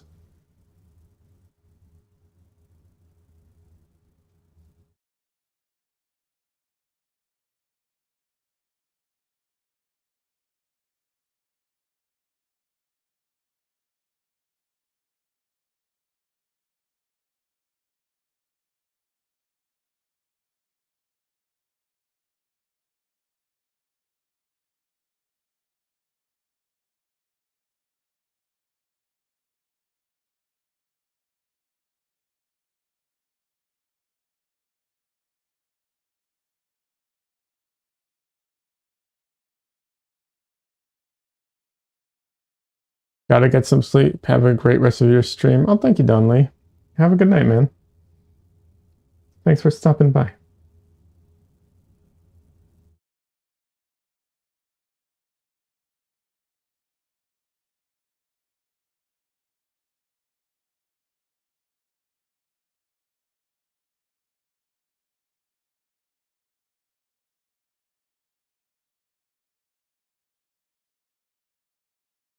On average, I see artists usually with max 3 to 4 value range. Really? That's so interesting. I'll have to kind of pay attention to that. Um, I definitely have paintings where I have limited values, but whenever I have a limited value scale, that's always on purpose. Um, I do like to compress my values, and the reason for that is because I'm usually trying to get a mood or atmosphere, and compressed values, compressed uh, hues, all of that, and soft edges all, you know, contribute to that effect, um, to a very atmospheric effect. Uh,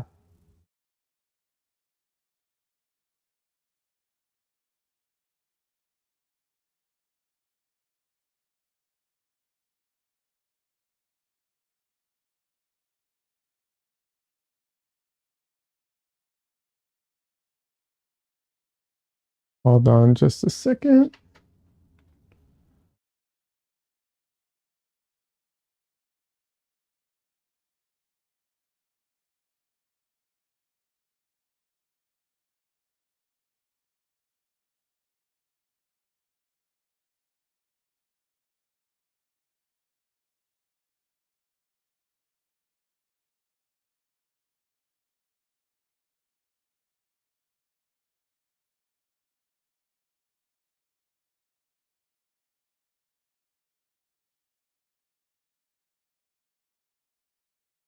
All right. Who are some of your favorite artists? I'm curious.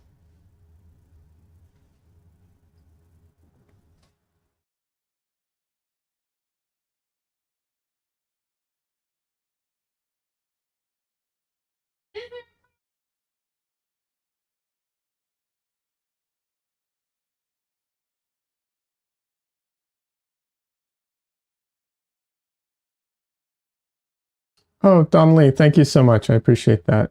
If you're still here, hope I caught you before you left. I didn't see that message. I apologize.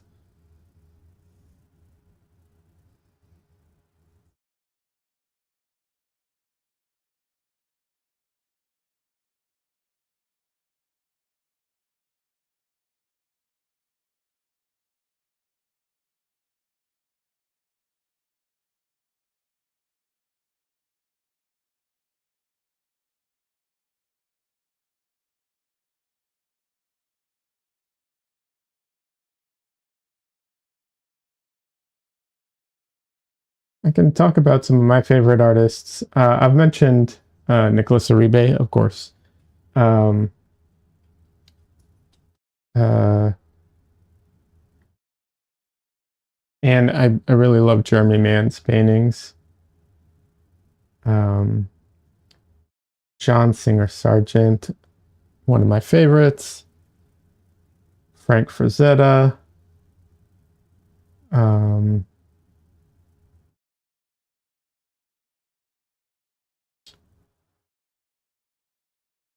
J.C. Leindecker. Gil Elvgren. I think that's how you pronounce it.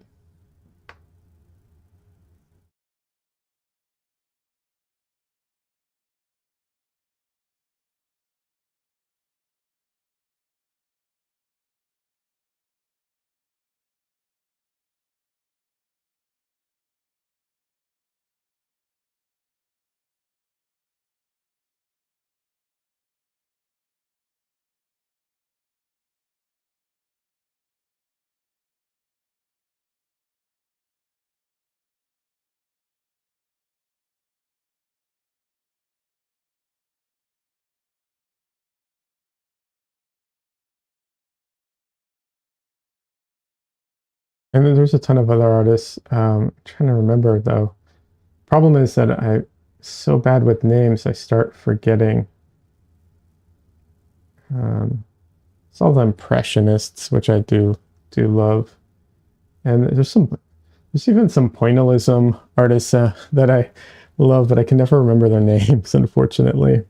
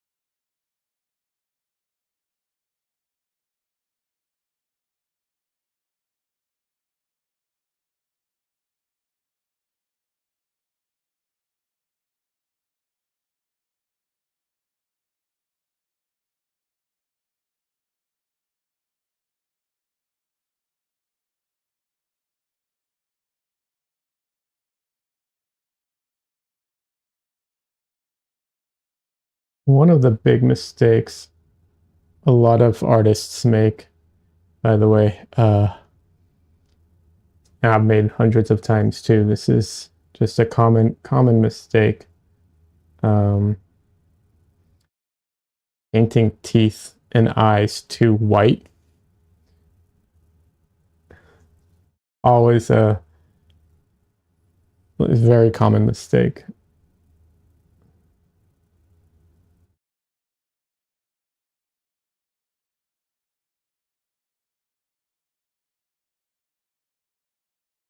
If you've ever seen someone do a portrait and you've seen the like, you know, work in progress and they look like they have flesh teeth, which is so gross to say. It's a very common way of keeping the teeth value range closer to what it's supposed to be. So you paint the teeth the same as the rest of the like mouth area. Um, so they get flesh teeth, which is gross. And then towards the end, you know, you can lighten them a little, just a little, gray them out a little, or yellow them up a little, or whatever. I will say this. I think that applies more to light-skinned people than it does to people with dark complexion for obvious reasons. But yeah.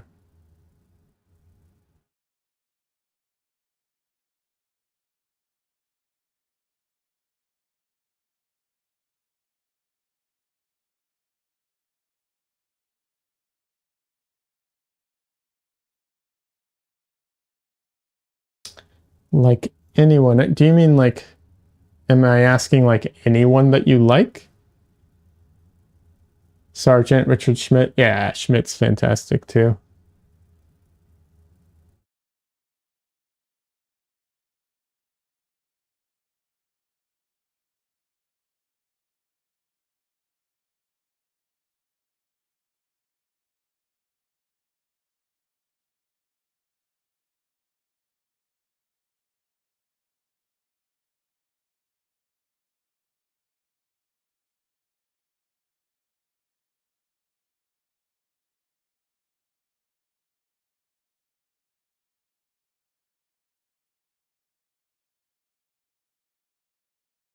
Richard McNeely for pastels. Okay. Deanna Mees, YouTuber. Okay, I'll have to check them out.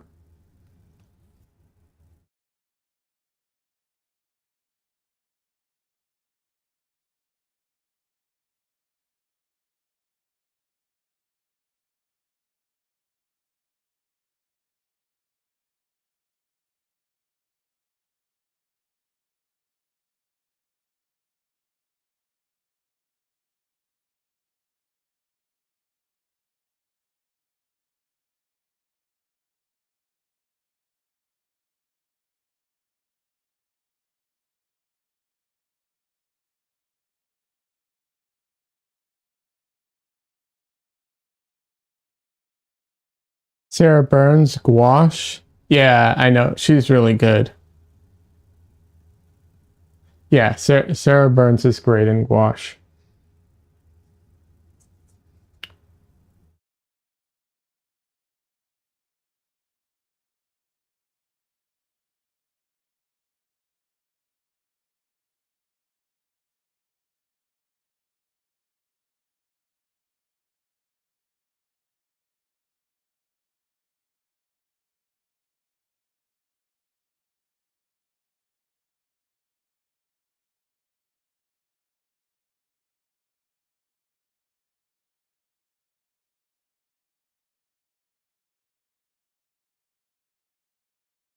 But you never analyze why you like them. That would be a great self-help exercise. I think that would actually. I and I think, in fact, I've done this for Chelsea's workshop, which is to take to put together an art board of like all the art I like, and then so you make two art boards. You make one of all the art you like, and then you make a second one of all the art you would like to make.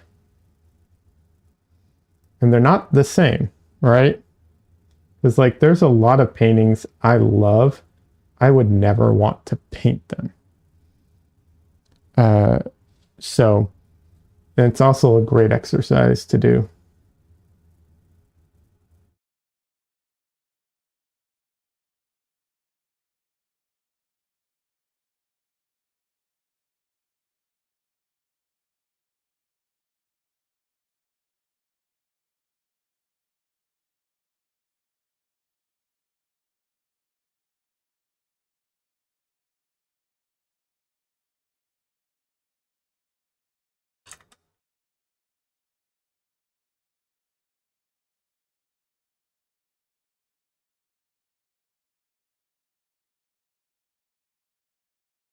Like any painting that is mostly done as what's it called?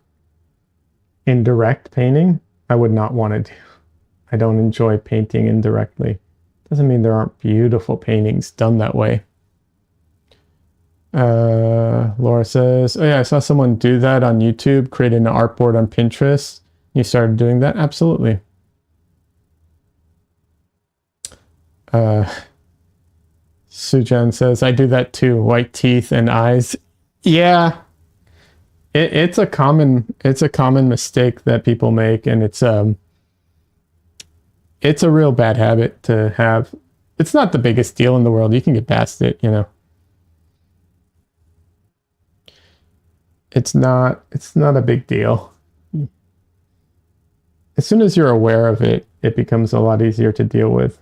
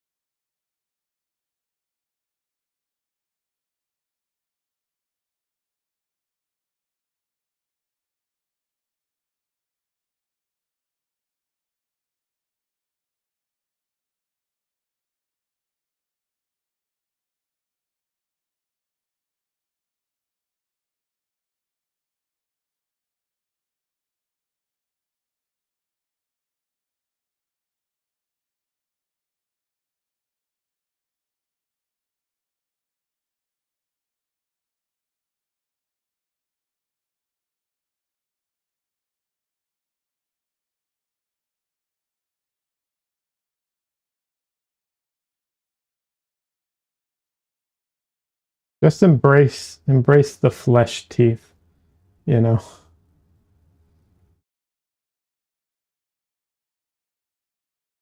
Although I will say, ideally, I generally try to avoid painting people that are showing too much teeth. Like she has a bit of teeth here, that's fine, but I do not enjoy painting people smiling most of the time. And I have a few paintings like that, and I'll some I'm working on right now. But generally speaking, it's not a good look for painting.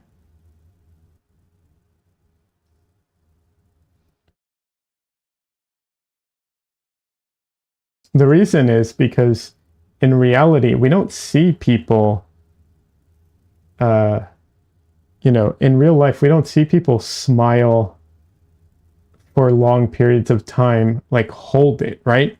It's very much a movement thing. So as soon as it's frozen like that, it feels like they're grimacing, like they're gritting their teeth and just like holding it. Yeah.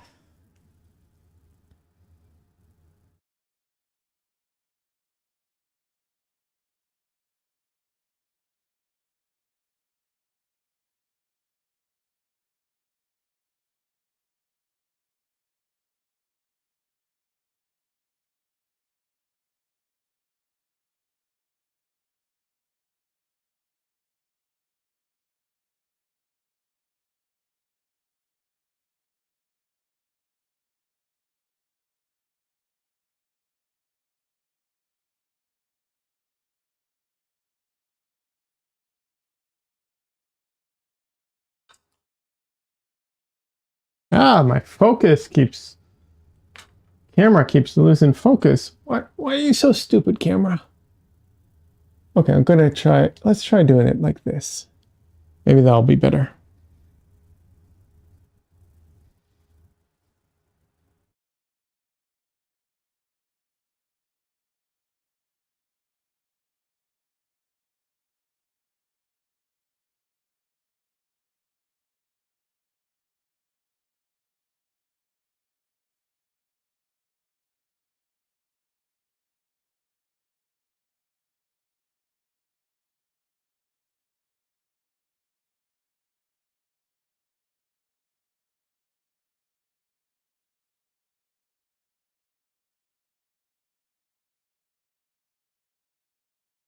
What's fun about this painting is, I've been very restrained the whole time. Um, and I've been keeping all the tones very, very, very restricted. Um, and now I'm kind of pushing it. Um, I'm going to be pushing the values and the colors in certain spots.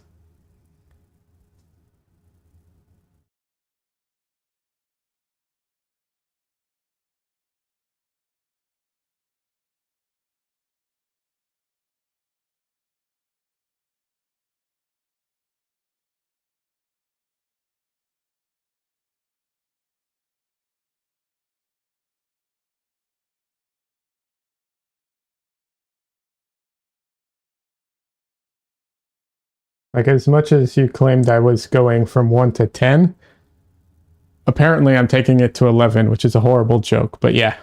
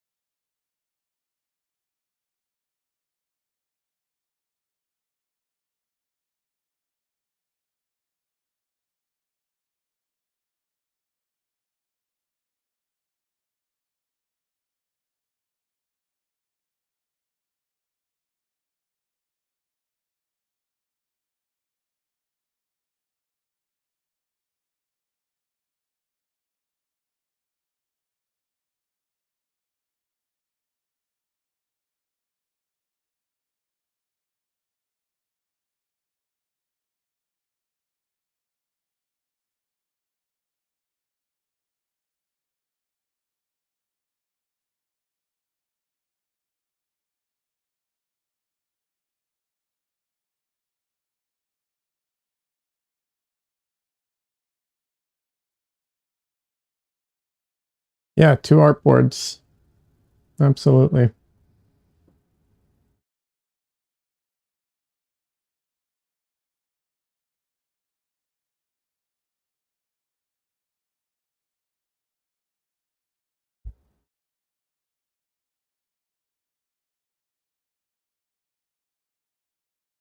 Like I said, there's so many amazing paintings out there.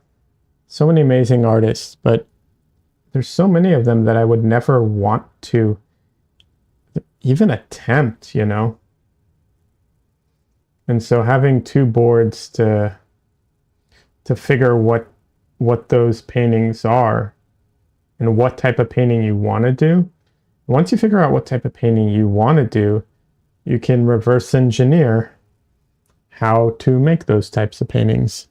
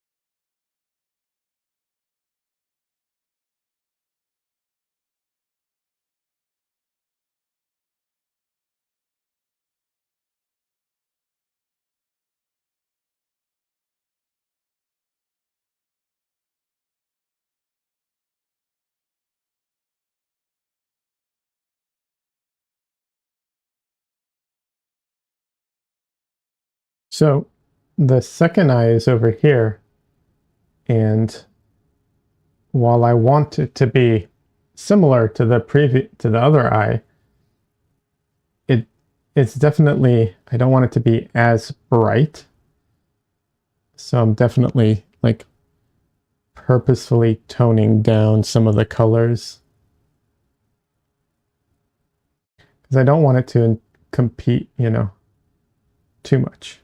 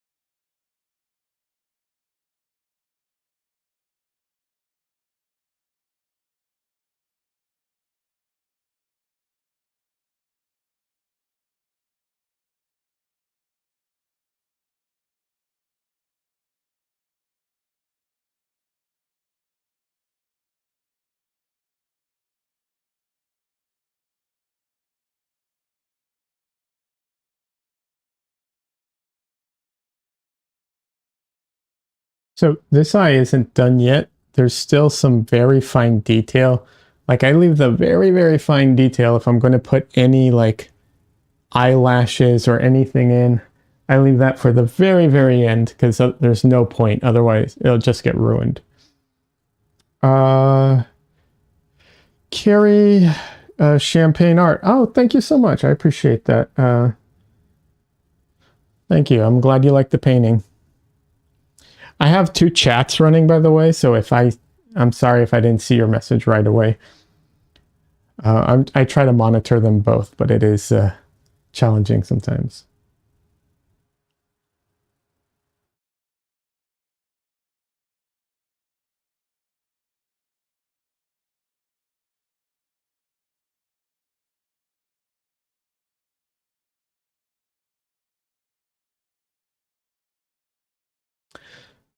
Sujan says, thanks all. Good work, Liad. Well done.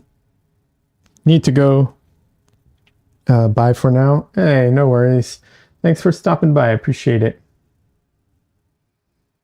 Have a great one. And, hopefully I'll see you on Sunday or next Monday or Wednesday or whenever you can, basically.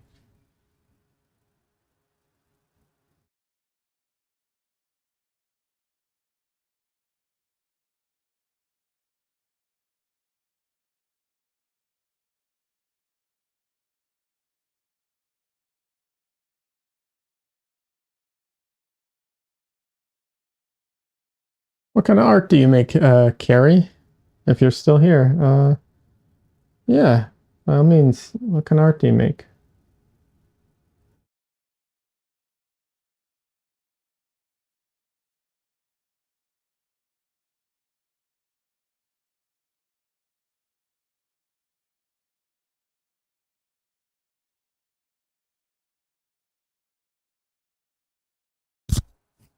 Oh, sorry, I hit the mic. Apologies.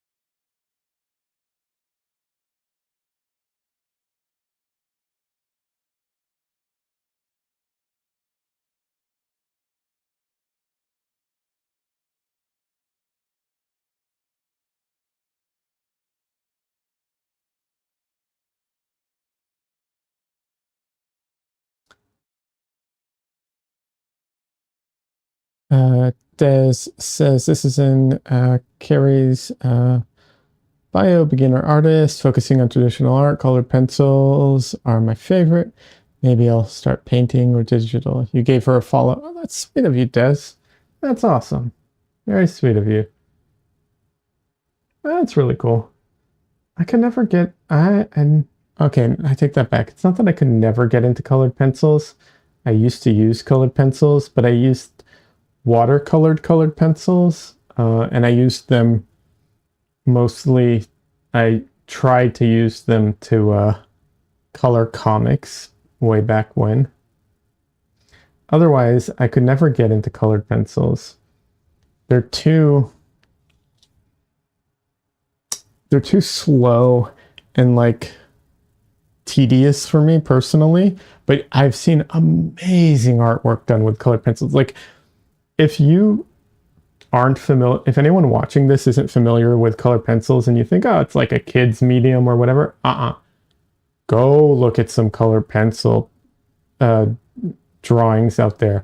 Holy crap, can people do amazing artwork with colored pencils?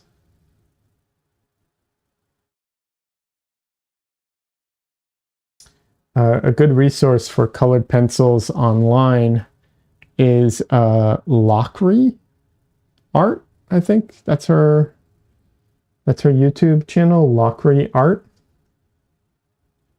She does do acrylics as well, but she does colored pencils, and she has videos talking about like how to do colored pencils and all the techniques, because there's a lot that goes into it. Just like oil painting, there's a ton of stuff.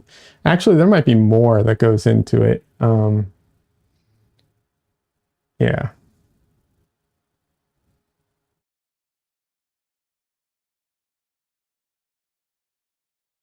because blending in colored pencils is not easy.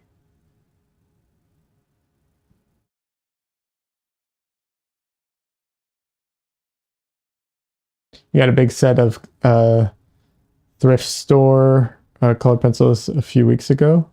Okay, that's cool.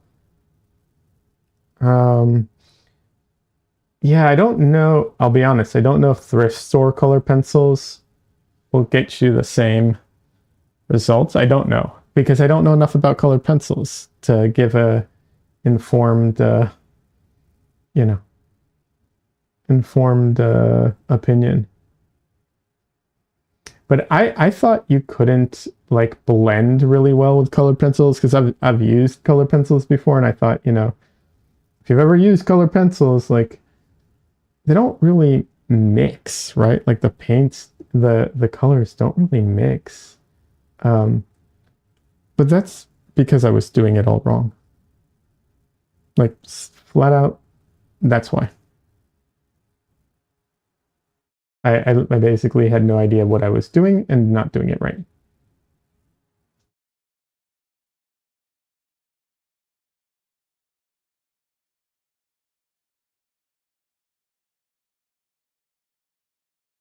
Well, they are Crayolas. Yeah. I don't know. I'll be honest. I'm really I'm not informed. I'm not well enough informed to have an opinion.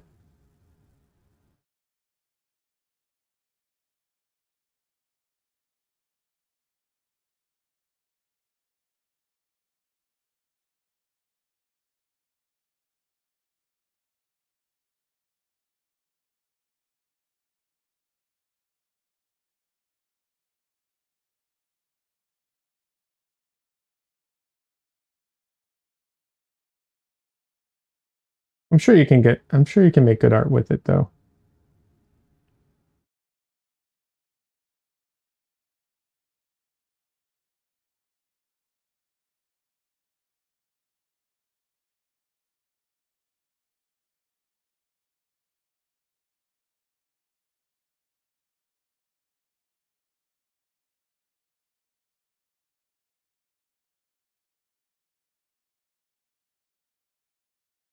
I'm making my life harder by not switching to a different brush right now. This brush is great, but it's too stiff and it's not like the edges of it aren't tight enough for some of these detail work that I'm doing.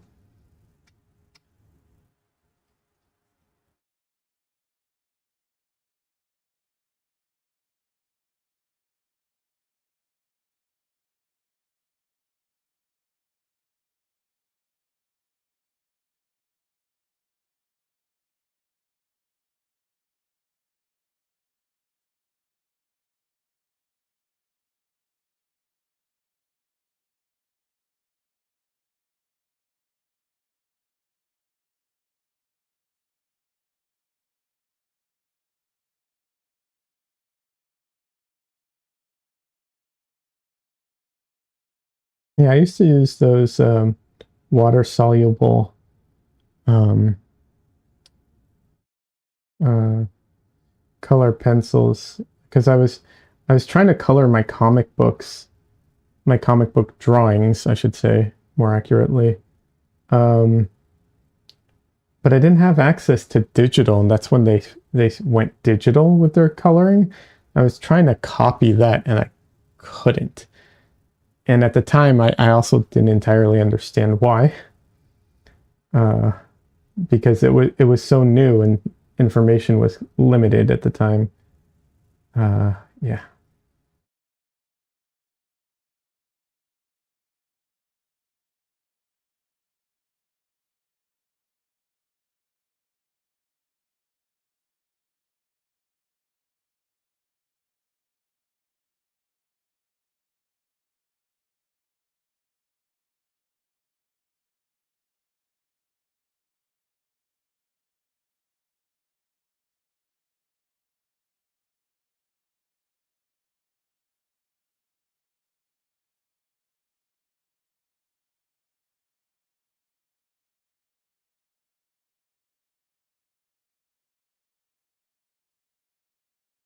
something's wrong here, so I'm going to fix it.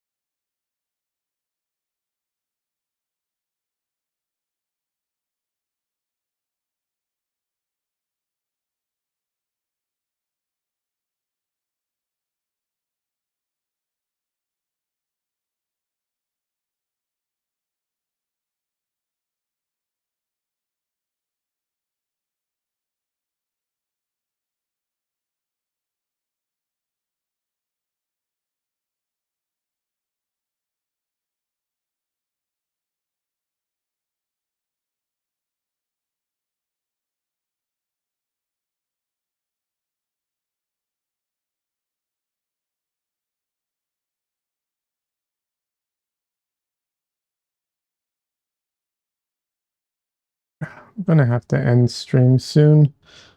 I wanted to finish this painting. It's not quite done, but I mean, it is close. Yeah.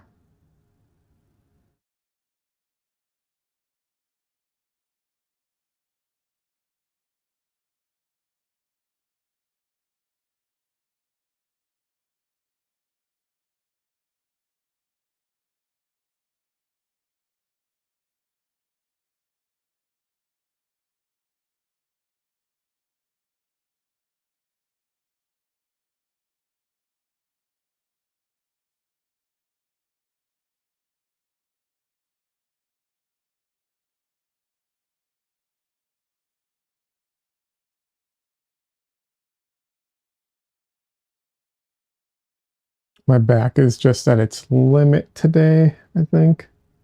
So I'm going to have to end soon. I will be back on Sunday. For anyone new here, I stream Sunday day, Monday night, Wednesday night, Austin, Texas time. Um, yeah.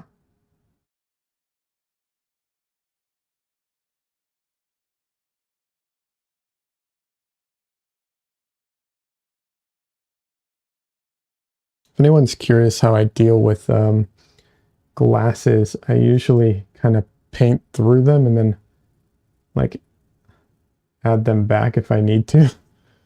Yeah.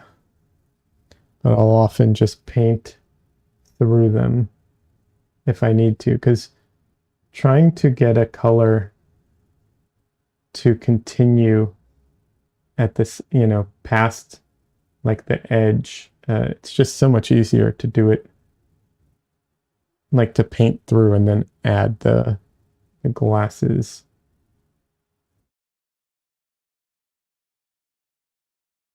I hate painting glasses though, I'll be honest. They're such a pain in the butt.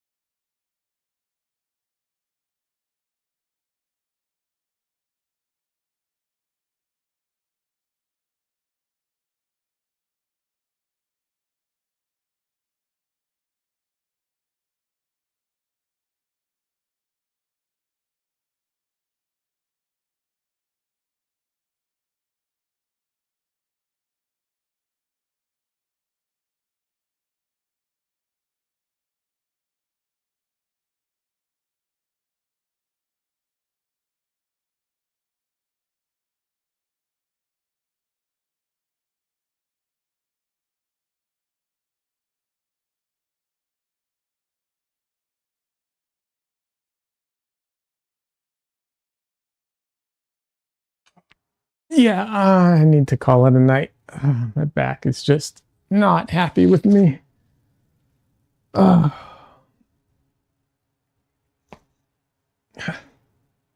yeah, I think the painting's coming along really well. Um, it's very close to finish.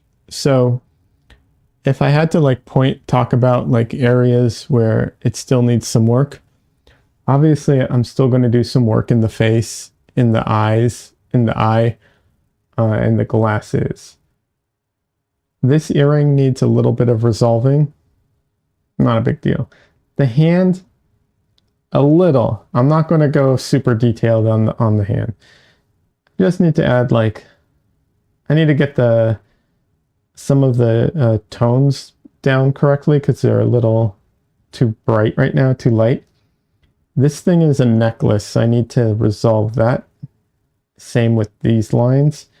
Very, very minor.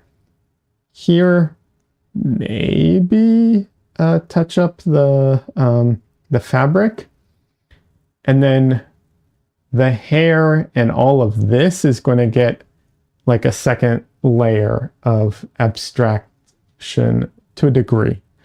Yeah. But I'm like I said, I'm not going super detailed with a lot of this stuff. So obviously this is the area that I'm like laser focused in on getting all the detail correct, but like that is the most detail in the whole painting. That's the idea, at least. Anyways, yeah, like I said, I'm going to have to call it a night. Thank you, everyone, for stopping by. Hope everyone had a great Valentine's Day, hanging out with me, or doing whatever you did if you're watching this after the fact. Like I said, I stream Monday night, Wednesday night, and Sunday day. If you're catching this after the fact, questions are always welcome in the comments, or come join the Discord, do all the socials, like, subscribe, all the stuff. Anyways, thank you, everybody. I appreciate it. It's good talking to you all. Have a great rest of your week.